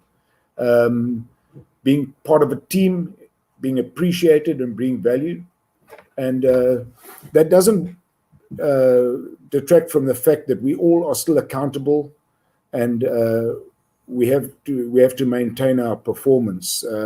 Employee engagement does not mean that management are lax on things. We have to continue to meet and achieve our performance goals.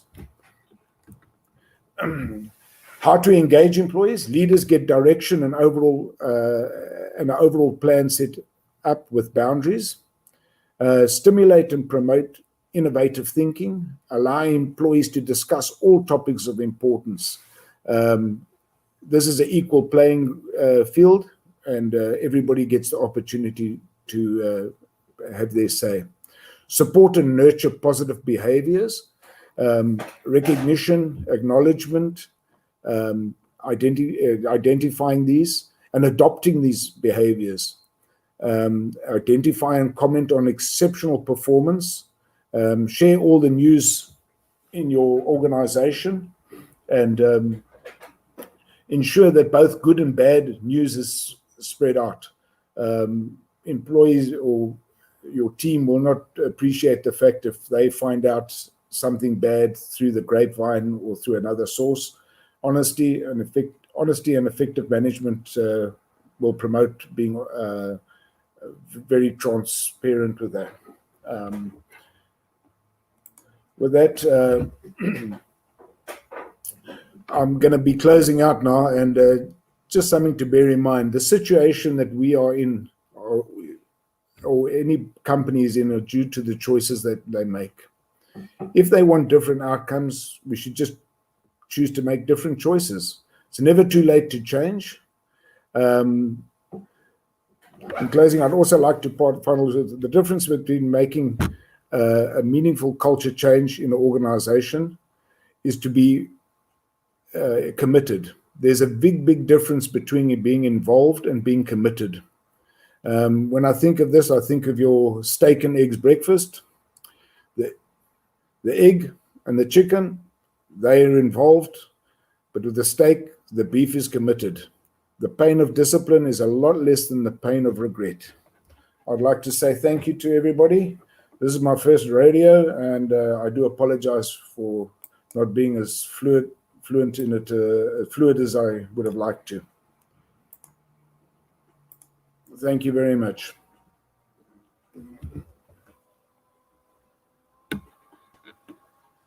Okay, Pete, how you doing? Yeah, pretty good. Thanks, Arthur. So we got some questions for you here, okay? So we've got Shyam Prasad, who says, hey, okay, rich narration after hearing, okay, during COVID, many companies are going through a new culture, okay? So how do we make an engaging culture from there? So it's a new culture. So we're looking at existing companies. Now it's something new. What do they need to do to change that? They need to call me. Yeah, there you go.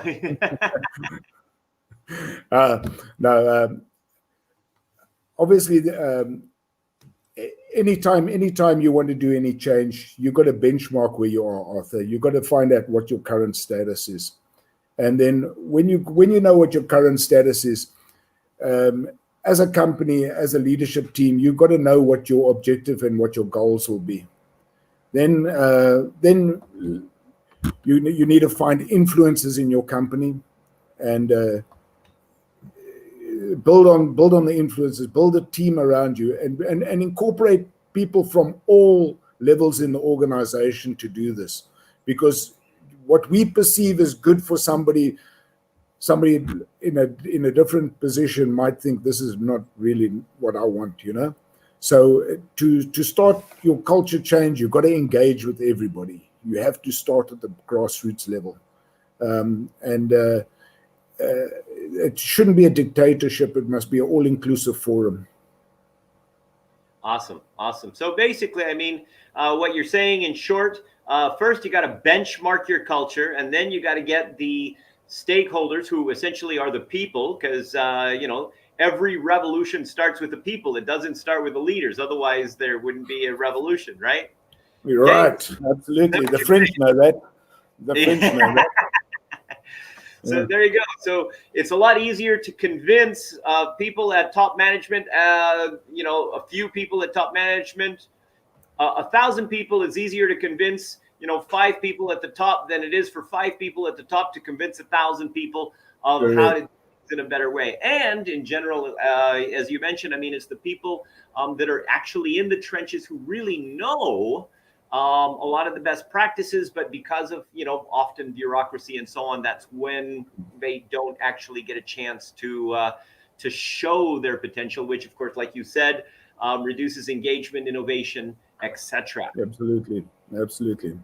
All right, thank you, Pete. So we've got Afik. Okay, when top management have implemented culture change, okay, the safety department as they wanted to improve, okay, but the rest of the organization has a different culture. How would you address that? All right. As I said, if you want safety, if you want a positive safety culture in your organization, you need to start at the level of the complete organization. You can't have one wing of a company or one department having a positive safety culture and the rest having a different safety culture. You can't do that. You've got to engage the whole company. As I say, from the bottom up, right through to the leadership team, and they've all got to be in alignment with that. I know, and you know, Arthur, that sometimes top management are the hardest guys to convince, right? Because these are the guys that got to part away with the dollars, and what they see is they see, oh, this cost for that or this cost for this. But at the end of the day, if you have that positive safety culture where you've got engaged people and things like that, your ROI actually increases. But they don't see. So that is the convincing you've got to do. So to change, to get your whole the culture changed in the whole organization, it is a lot of negotiation, a lot of discussion, and a lot of persuading or getting the people that are resistant to change. You have to engage with those. And your systems of the safety culture, ocean, that type of thing, those bring out the highlight, that brings out the facts and the figures of the situation. That gives you it in black and white where your safety culture is. That's your benchmark. Now you know where you're going to go. Now you know. So once you can do that, that's awesome. Okay, and we got Liwen, who basically says, what are the elements of a robust? So just kind of go through points. What are the basic points or elements of a BBS, of a robust BBS program? Okay. A robust BBS program is you need to have people that are engaged, people that take ownership of their situation, of their positions, of what they do there. That's the number one. You've got to have the engagement. And this was the focus of my talk today. It was just one element of so when you've got engaged people, you've got to have very good communications. You must be able to communicate with the people. And this must be up, down, up, sideways. It's got to be communications all the way around. And it's got to be in an atmosphere where there's no bullying, no negative peer pressure, where people accept it. Not everything that everybody says in life is right or correct, and people don't always see that as right. However, people have opinions, and sometimes they get overlooked because we tunnel vision. You know, our RAS gets aimed at one thing, and we don't see the peripheral. And sometimes what's in the peripheral is just as important. So you need to have communication. You need to have strong leadership. You've got to have discipline in your leadership that you maintain, that there's no deviation. If you deviate from your normal practices, your next set of practices become a little bit watered down. You're accepting more risk. You can't do. You've got to have sound leadership. You've got to have really good. And I always put the procedures. Those are the guidelines. But the people actually do it is a human element, and you've got to have the human element engaged. Okay, awesome, awesome. Okay, so that's about it. So we're going to be the next speaker is Gopal, and he's also going to be talking about, of course, the culture element of what's going on, and all of these programs and a lot more from the previous reboot can be found at achievement.university. So if you want to catch some of the replays on these things, just go to achievement.university or www.achievement.university. And there's a whole bunch of other stuff there as well. And so, for this is again for people that are in organizations, professionals. So it's not, not going to be the like learning how to change diapers or anything like that. So if you want to improve your organization, you want to improve your organizational culture, you want to transform your people, okay, achievement.university, where you're going to get experts like Pete and Kevin, and coming up next, Gopala. Okay, so right now, any last words, Pete? Just would like to say thank you very much for the opportunity. I promise I'll have a better computer next time with a nicer camera. It was awesome. It was awesome. Sometimes, the slide doesn't work. You just kept on going. That was awesome. Okay, so you delivered the content. Everybody was happy. We got some good feedback. Okay, we've got people saying thank you. So obviously you were awesome. Okay, so there we go. All right, so let's hear it. Words from our sponsors, and I'll see you in a few minutes when Gopala is going to be come on and giving us some additional insights on creating a high performance safety culture. Okay, see you soon.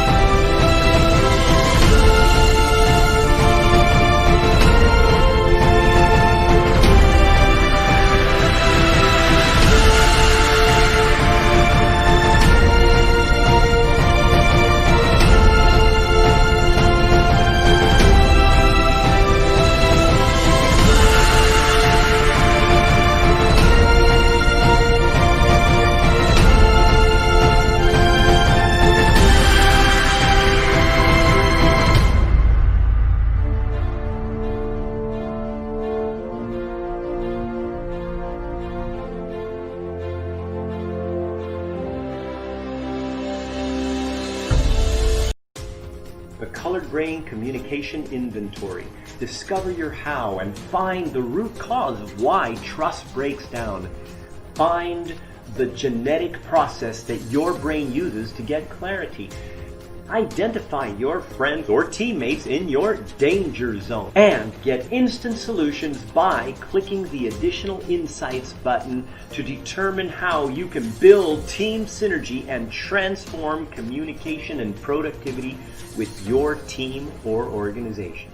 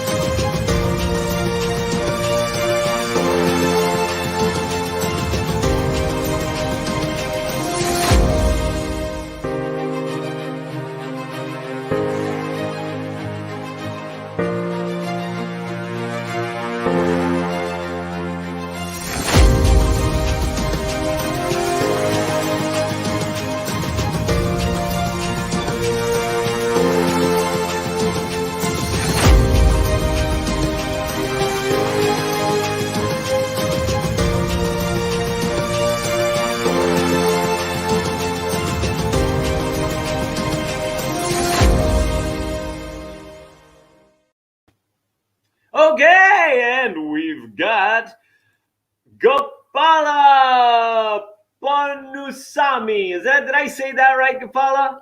Yes, you are right. All Gopala right. Ponusami. Hey, there you go. Okay, and so Gopala today, okay, first of all, this guy has been, in safety and safety cultures for something like 32 years. Okay, and he has been traveling around the world, setting up cultures very specifically for safety. And he's worked in manufacturing and, of course, in some of the more dangerous kind of things, but also in regular in some of the smaller organizations that simply find safety to be important. Now, one of the things he's going to be talking about today, or the thing is basically about working safely from home with Rumah. Now, Rumah, if I am not mistaken, in Bahasa Melayu and Bahasa Indonesia also means home, doesn't it? Yes, you are correct. So you're kind You of are making right. this whole thing, like, whoa, okay. Yes. So, Gopala, take it away, okay? I'm not going to steal your thunder because you are the expert, and I will let you get to it. Okay. All right. I think we have been talking about how to create high performance safety culture in organization. My personal belief is that safety should start from home. Yeah. So that is why I'm going to focus on safety at home. Yeah. The reason why we came up with this topic basically is that I think last couple of months, many of us have been working from home. Yeah. And do we just leave safety in the office, forget about safety at home, or it follows? For me personally, it is about safety should be practiced right from home, and then it continues to the organizations, company. Right? So I'm basically going to talk about work from home safely. Rumah is an acronym. As Arthur has mentioned, is basically in English is called home, but Rumah actually stands for certain acronym, which I'm going to take you through. There are 5 steps you can actually work safely from home. Yeah. Okay. I'm going to start sharing my screen shortly.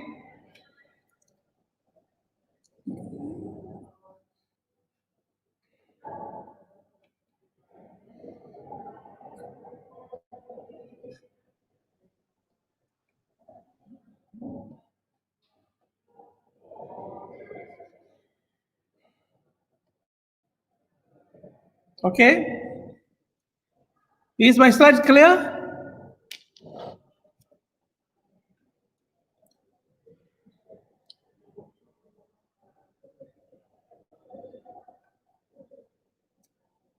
Okay.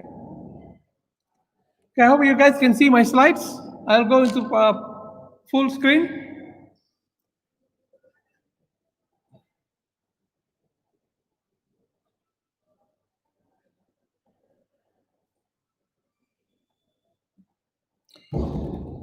All right, we have these guys basically at home just celebrating their after post MCO, and if you can look at the picture, there are a number of hazards in the picture. The one very obvious is the electrical hazard. Yeah? I hope these guys survive their post MCO party.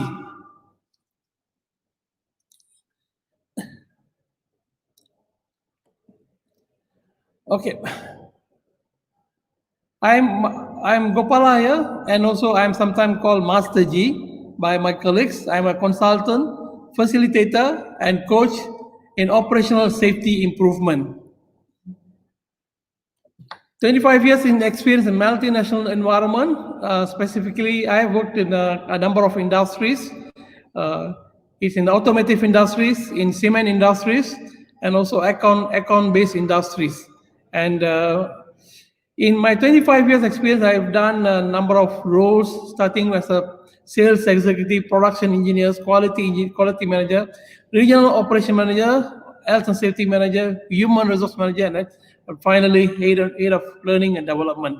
Yeah. So working from home. Okay. So is it true that work from home does not present many risks to health and safety? Yeah. Because you know the environment, you know how things work, you know your way around. Okay. Does it mean there is no risk of accident? Yeah. But the truth is that there are many hazards at home as well. Okay. Some hazards are like our office, some are specific to our home. So basically, what I'm trying to say is that there are risk of accident even at home because there are hazards present at home. There are many hazards present at home. So we can't say, okay, I will be safe at work because there's somebody watching, but at home, because I know the environment, I know how things work, I can just take it easy. I think that will be a wrong approach. Okay. What are some of the hazards that we can identify at home? Yeah. First, wet floor. Yeah. Wet floor, clutters that may lead to tripping hazard, fire hazard, choking hazard. Sometimes we put small magnets on fridge, refrigerator. Okay? That item may fall down and can be a choking hazard if you have a baby, small kids. Sharp items, knives, poison, cords and window dressing, hot surfaces, and working at height. These are some of the hazards you may find at home. Yeah. Of course, all these hazards, you may have a risk of these hazards. Okay, what does ROMA stand for? R stands for risk assess your work. U stands for use right tools and equipment. M stands for maintain proper footing. A stands for adopt ergonomic posture. H stands for housekeeping. Okay. So if you remember RUMAH, if you're able to do all these 5 things, you are basically start practicing safety at home. Okay. Let me take you through one by one. Risk assess your work. As we have gone through earlier, there are many hazards present at home. So whenever there's a hazards present at home, we are at risk of potential injury or potential serious injury. Yeah. Because we are convinced that we are safe in our own house, and so we get complacent with daily hazards. Okay.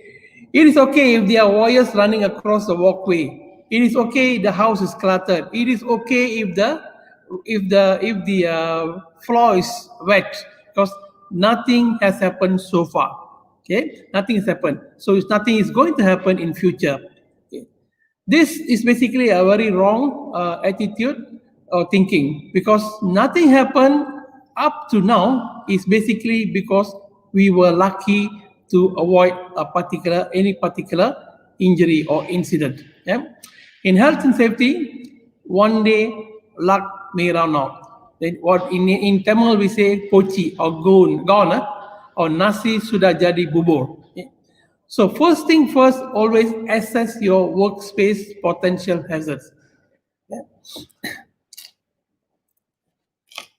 So what are the things we need to look for? Do we have adequate space to work comfortably? Your workstation, okay? Do you have sufficient space that you can work comfortably so that you do not trip and fall? Is there enough space underneath your desk to stretch your legs? Maybe you want to start looking under your table and see whether you have enough space that when you stretch your leg, you do not kick on something and injuring your leg. Are there trailing electrical cables around your working area that need to be tied up? Okay? We tend to probably, because we are at home, we may be working in many different areas. You may be working in kitchen, you may be working in the hall or in the living room or in your bedroom. So just make sure, are there any electrical cables, your computer cables, that is basically just trailing around, so that there is a potential for trip and fall. How about lighting? Do you have sufficient lighting to do your work?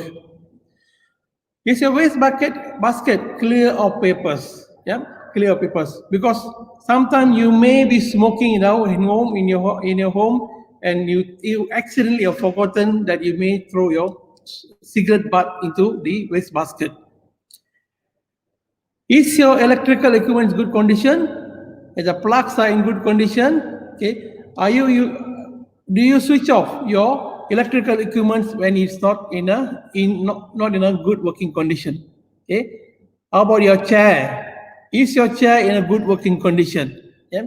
So these are some of the questions we need to start asking. Okay. How safe am I? Okay. How safe am I as far as my working space is concerned?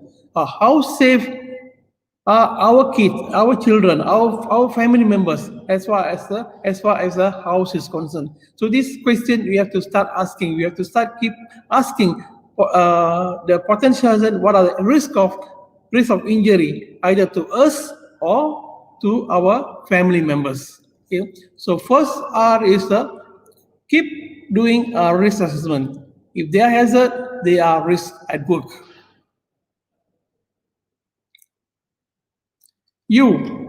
Use right tools and equipment. Yeah. This we have been basically very frequently you tend to use wrong tools for wrong purpose. Okay. Sometimes you want to open a can of milk, we use knife to open the can of milk. Or sometimes you want to climb to reach to some items at a height, we use chairs to climb up. So these are not the right tools for the right purpose. So when we want to execute any work, we need to use the right tools for the purpose. Because using wrong tools will definitely lead to potential injury. Yeah? A chair is for the purpose of sitting. It is not for the purpose of climbing up. A chair if you climb up, it's possible it can trip and fall down. A fall from even any height can be fatal or serious. Yeah. So stop using wrong tools. Stop using your heel to nail, or using a scissor to cut grass. Okay, use right equipment or tools. So take a moment prior to starting whatever task you are working on and ask, am I selecting the right tool for the job? Is it in good working condition? Am I truly confident I'm using it in the manner for which it was designed? Yeah. So you use right equipment and tools. Third, maintain proper footing. Right? When we are walking, around our house. Okay, ensure that you are balanced and you know where you are walking. Right? Sometimes, in today's case, we are too busy with our mobile phone. We can, so as we are very comfortable with our home, we just start looking at a mobile phone and start walking. Okay, we wouldn't know what are the things just we may hit or we may trip and fall. So maintain proper footing. Example of maintaining proper footing, right? When you're climbing steps, always use 3-point contact. One hand touching the railing, two, the legs are on the steps. Okay? You always maintain 3-point contact when you're taking a flight of stairs. Focus on a task. Okay, if you're walking to kitchen, just focus on walking towards the kitchen. Okay, do not text or read something as you're walking towards the kitchen. Yeah.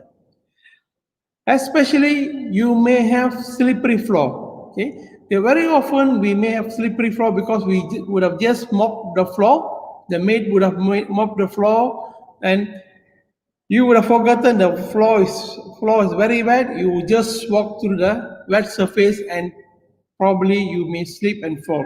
Okay, so always ensure you are on a firm footing.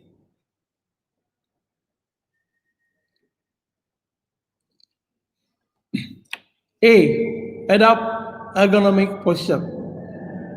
I think this is basically, I've run a couple of talk on this particular topic, Rumah, R-U-M-A-H. Okay. One of the questions that people start asking about ergonomic posture. Okay.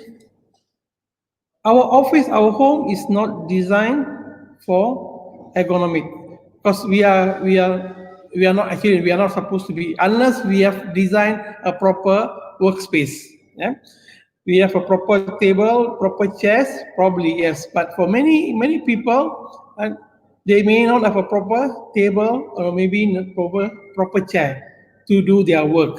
So what happened basically is that they just find whatever chair and table available to do their work. Right?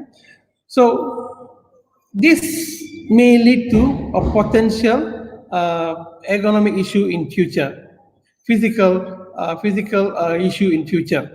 So if you do not have a proper workplace or proper chair, and you need to always remind yourself, you need to be able to maintain a proper ergonomic posture so that you're physically you're fit to sit or stand. Okay? Example of ergonomic posture. Right? Ensure your neck is straight at back. Okay? Your arm open 90 to 110 degrees elbows. Okay, neutral, straight wrist, and then your high level with the top line of screen. This is basically recommended ergonomic posture. Okay? So as you are doing your work, you need to make sure you are having such a posture. You need to be aware that you need to maintain a proper ergonomic posture.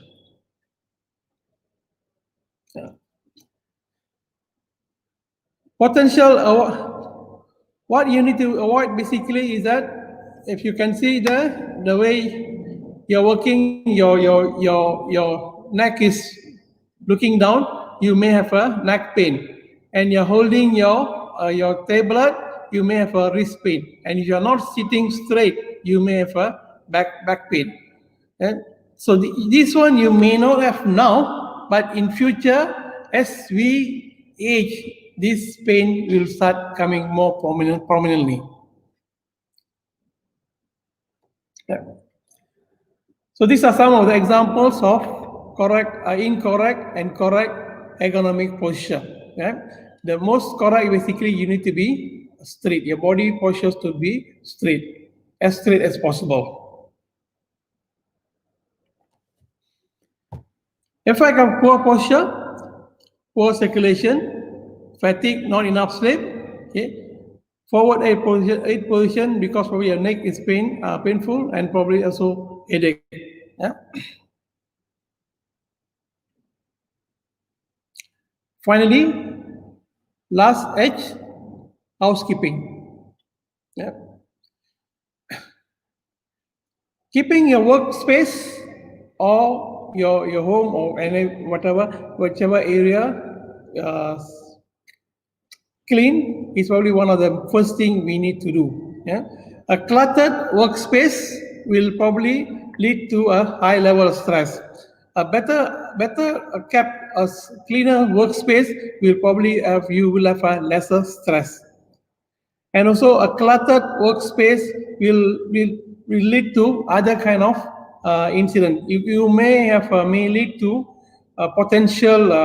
You may cut your finger because when you're picking up some papers which is very sharp at the edges, you may just have a cut on your fingers.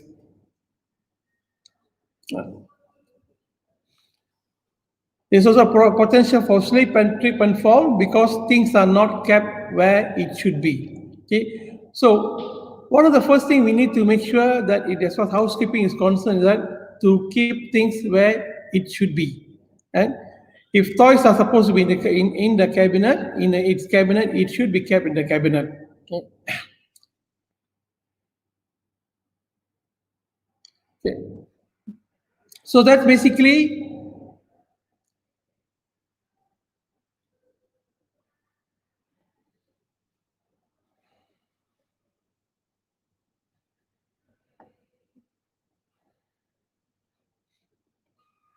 okay. So that's basically 5 steps to work from home. Okay. R is always ensure do a risk assessment of your work area. You use right tools, avoid using the wrong tools for wrong purpose, and maintain correct posture. A, adapt ergonomic. Sorry, what is A? Sorry.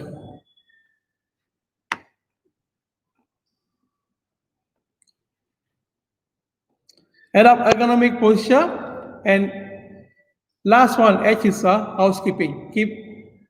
Practice housekeeping. Always practice housekeeping at home. So that's basically if you follow the five steps, I believe you will have a safe place to work at home, and you'll be working safely from home. Also ensure your loved one also will be safe at home. So that's basically my sharing, Arthur.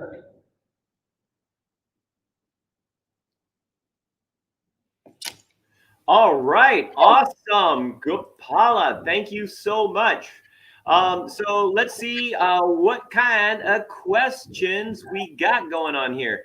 Okay, so we basically have a couple of people saying thank you. Okay, now let me just ask you a question. So we got, you're talking about working from home and all of these things. Now, what about a mix? Because there's going to be a lot of people that are like going home, but they go for meetings and things like this. Okay, is there, when we're talking about creating a safety culture, okay, so how do you actually get people that are working at home and also, coming at least for the office for maybe some meetings or something like that to actually apply or comply with, some of these ideas? Because you want to keep your people safe, of course, but how do you imply, or how do you get compliance with these kinds of safety things, and also even a mixed kind of safety SOP? Okay, basically the safety compliance at office. Yeah, it starts. It's basic. I think we have been talking about leadership. Yeah. You may have a SOP. Let's say as simple as a SOP for COVID-19. So you ensure people coming in, they need to wear masks. The temperature must be taken. Some kind of social distancing has to be practiced. Right? But who actually do the leaders of the organization actually follows the SOP or not? Okay, right? So they should be leading and showing that, okay, this SOP is important, this must be followed. So they should be walking the talk. Yeah. Very simple example. Recently, right, when I was doing a workshop, the first question I asked to them, what are the mandatory PPEs should be used in their facility? So one of the mandatory PPE is that they must wear a safety shoe when they go into the factory. Okay, fine. Right? Day two, I asked them to go into the factory to do some hazard identification. And they came back and they showed pictures what are the hazard identified. And I looked one picture, I said, you guys said safety shoe is important. But I see most of you guys are not wearing safety shoe. Why? Yeah. So one guy said, yes, Mr. Gopala, okay, we follow the boss. Yeah. The boss walks in, he doesn't wear safety shoe, so we just follow him. Yeah. So the leaders of the organization, when they say, okay, safety is important, safety is valued, they should lead the way. Brilliant, brilliant. Yeah. Yeah. Okay. So now, when people are working from home, I mean, at the end of the day, they're still going to do what they want because nobody's really checking on them. Okay. Yes. Let's say, for example, I mean, in a potential situation where people can get infected, what are some of the ideas to basically motivate people to have low risk behaviors at home and even when they go out? Because if one of our team members gets COVID, for example, they're not going to be able to work, right? And they can, and they may even, during a meeting or something like that, go and infect somebody if there's a live thing, or they just are going to be out of, out of work. They won't be able to do their job. So how can we get some, motivation for these people to use safety at home? So the motivation basically comes from, okay, the consequence of not doing work safely. Yeah? Example, not following SOP safety. The COVID-19 basically taught us a very big lesson. Right? If we do not follow the SOP, okay, if we get infected, the consequence is just too high. Either you are quarantined for 14 days, or even with the 14 days, you may incur higher medical costs. Yeah? So there are a lot of consequences of not following a simple SOP. Yeah. So that's basically what should be the trigger of the consequence of not following safety is very, very high. So I always say that nothing happened to us today is because we are lucky. When will our luck runs out? Nobody knows. Yep. Right. Okay, so we got another question here. With kids at home when we're working, okay, that brings a totally different lens to safety. Okay, so I slipped on a remote control of a toy car in my home office and still have a painful arm from the fall.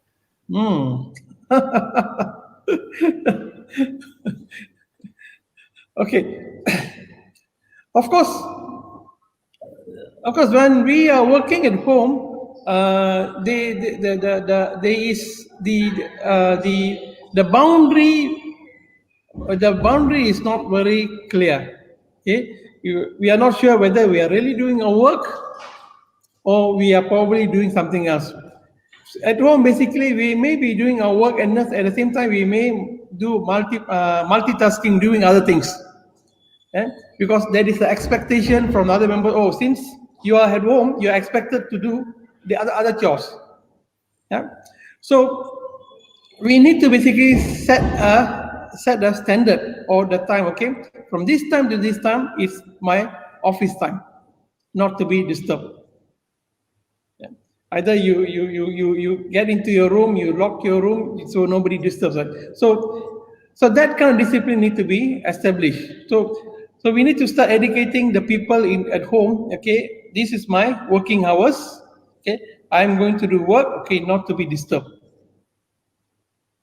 So we have to start creating the culture. Maybe day one they will say they will basically start disturbing you. Right?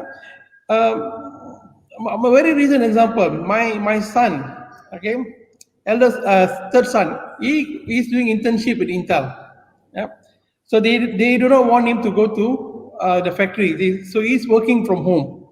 So he has been back from UK, when just relax at home, and suddenly he get into his work every day. 9 to 5, he sits in his computer doing online.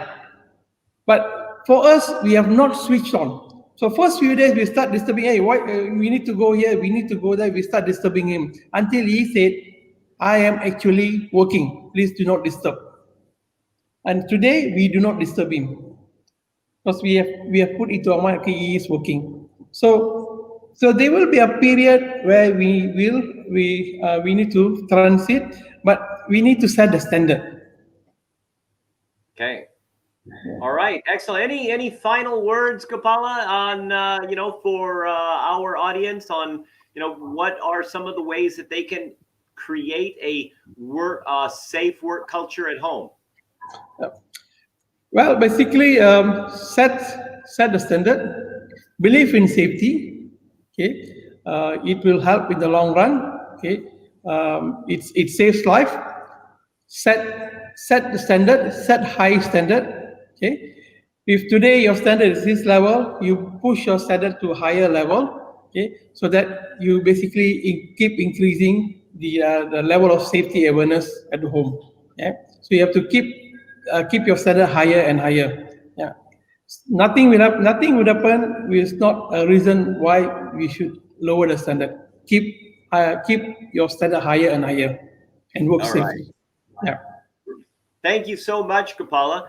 And so again, this is next month. We're going to be having another program on digitalization of organizations, and why it's changing now than it used to be. I mean, we had the digital transformation, but now there's a whole new level to it. And we're gonna have 3 more awesome speakers next month. So make sure that you keep checking on the reboot session. And Gopala, your program was awesome. As well as Pete and Kevin giving us some amazing insights on culture, on our safety, on basically thought processes, SOPs, concepts that are going to help us to essentially maintain our productivity and our health and the health of our organizations as things continue to develop in a new normal. All right, guys. So Gopala, thank you so much. And for those of you out there, remember that all of these programs, as well as all of the programs that we did in the reboot session with a whole bunch of very high ranking speakers, as well as global experts in organizational culture and leadership, in basically developing your people during COVID and helping people to become more productive, more efficient, more safe, and creating cultures in even remote environments, all at achievement.university, www.achievement.university. And let's go ahead and get a few things from our sponsors. Okay.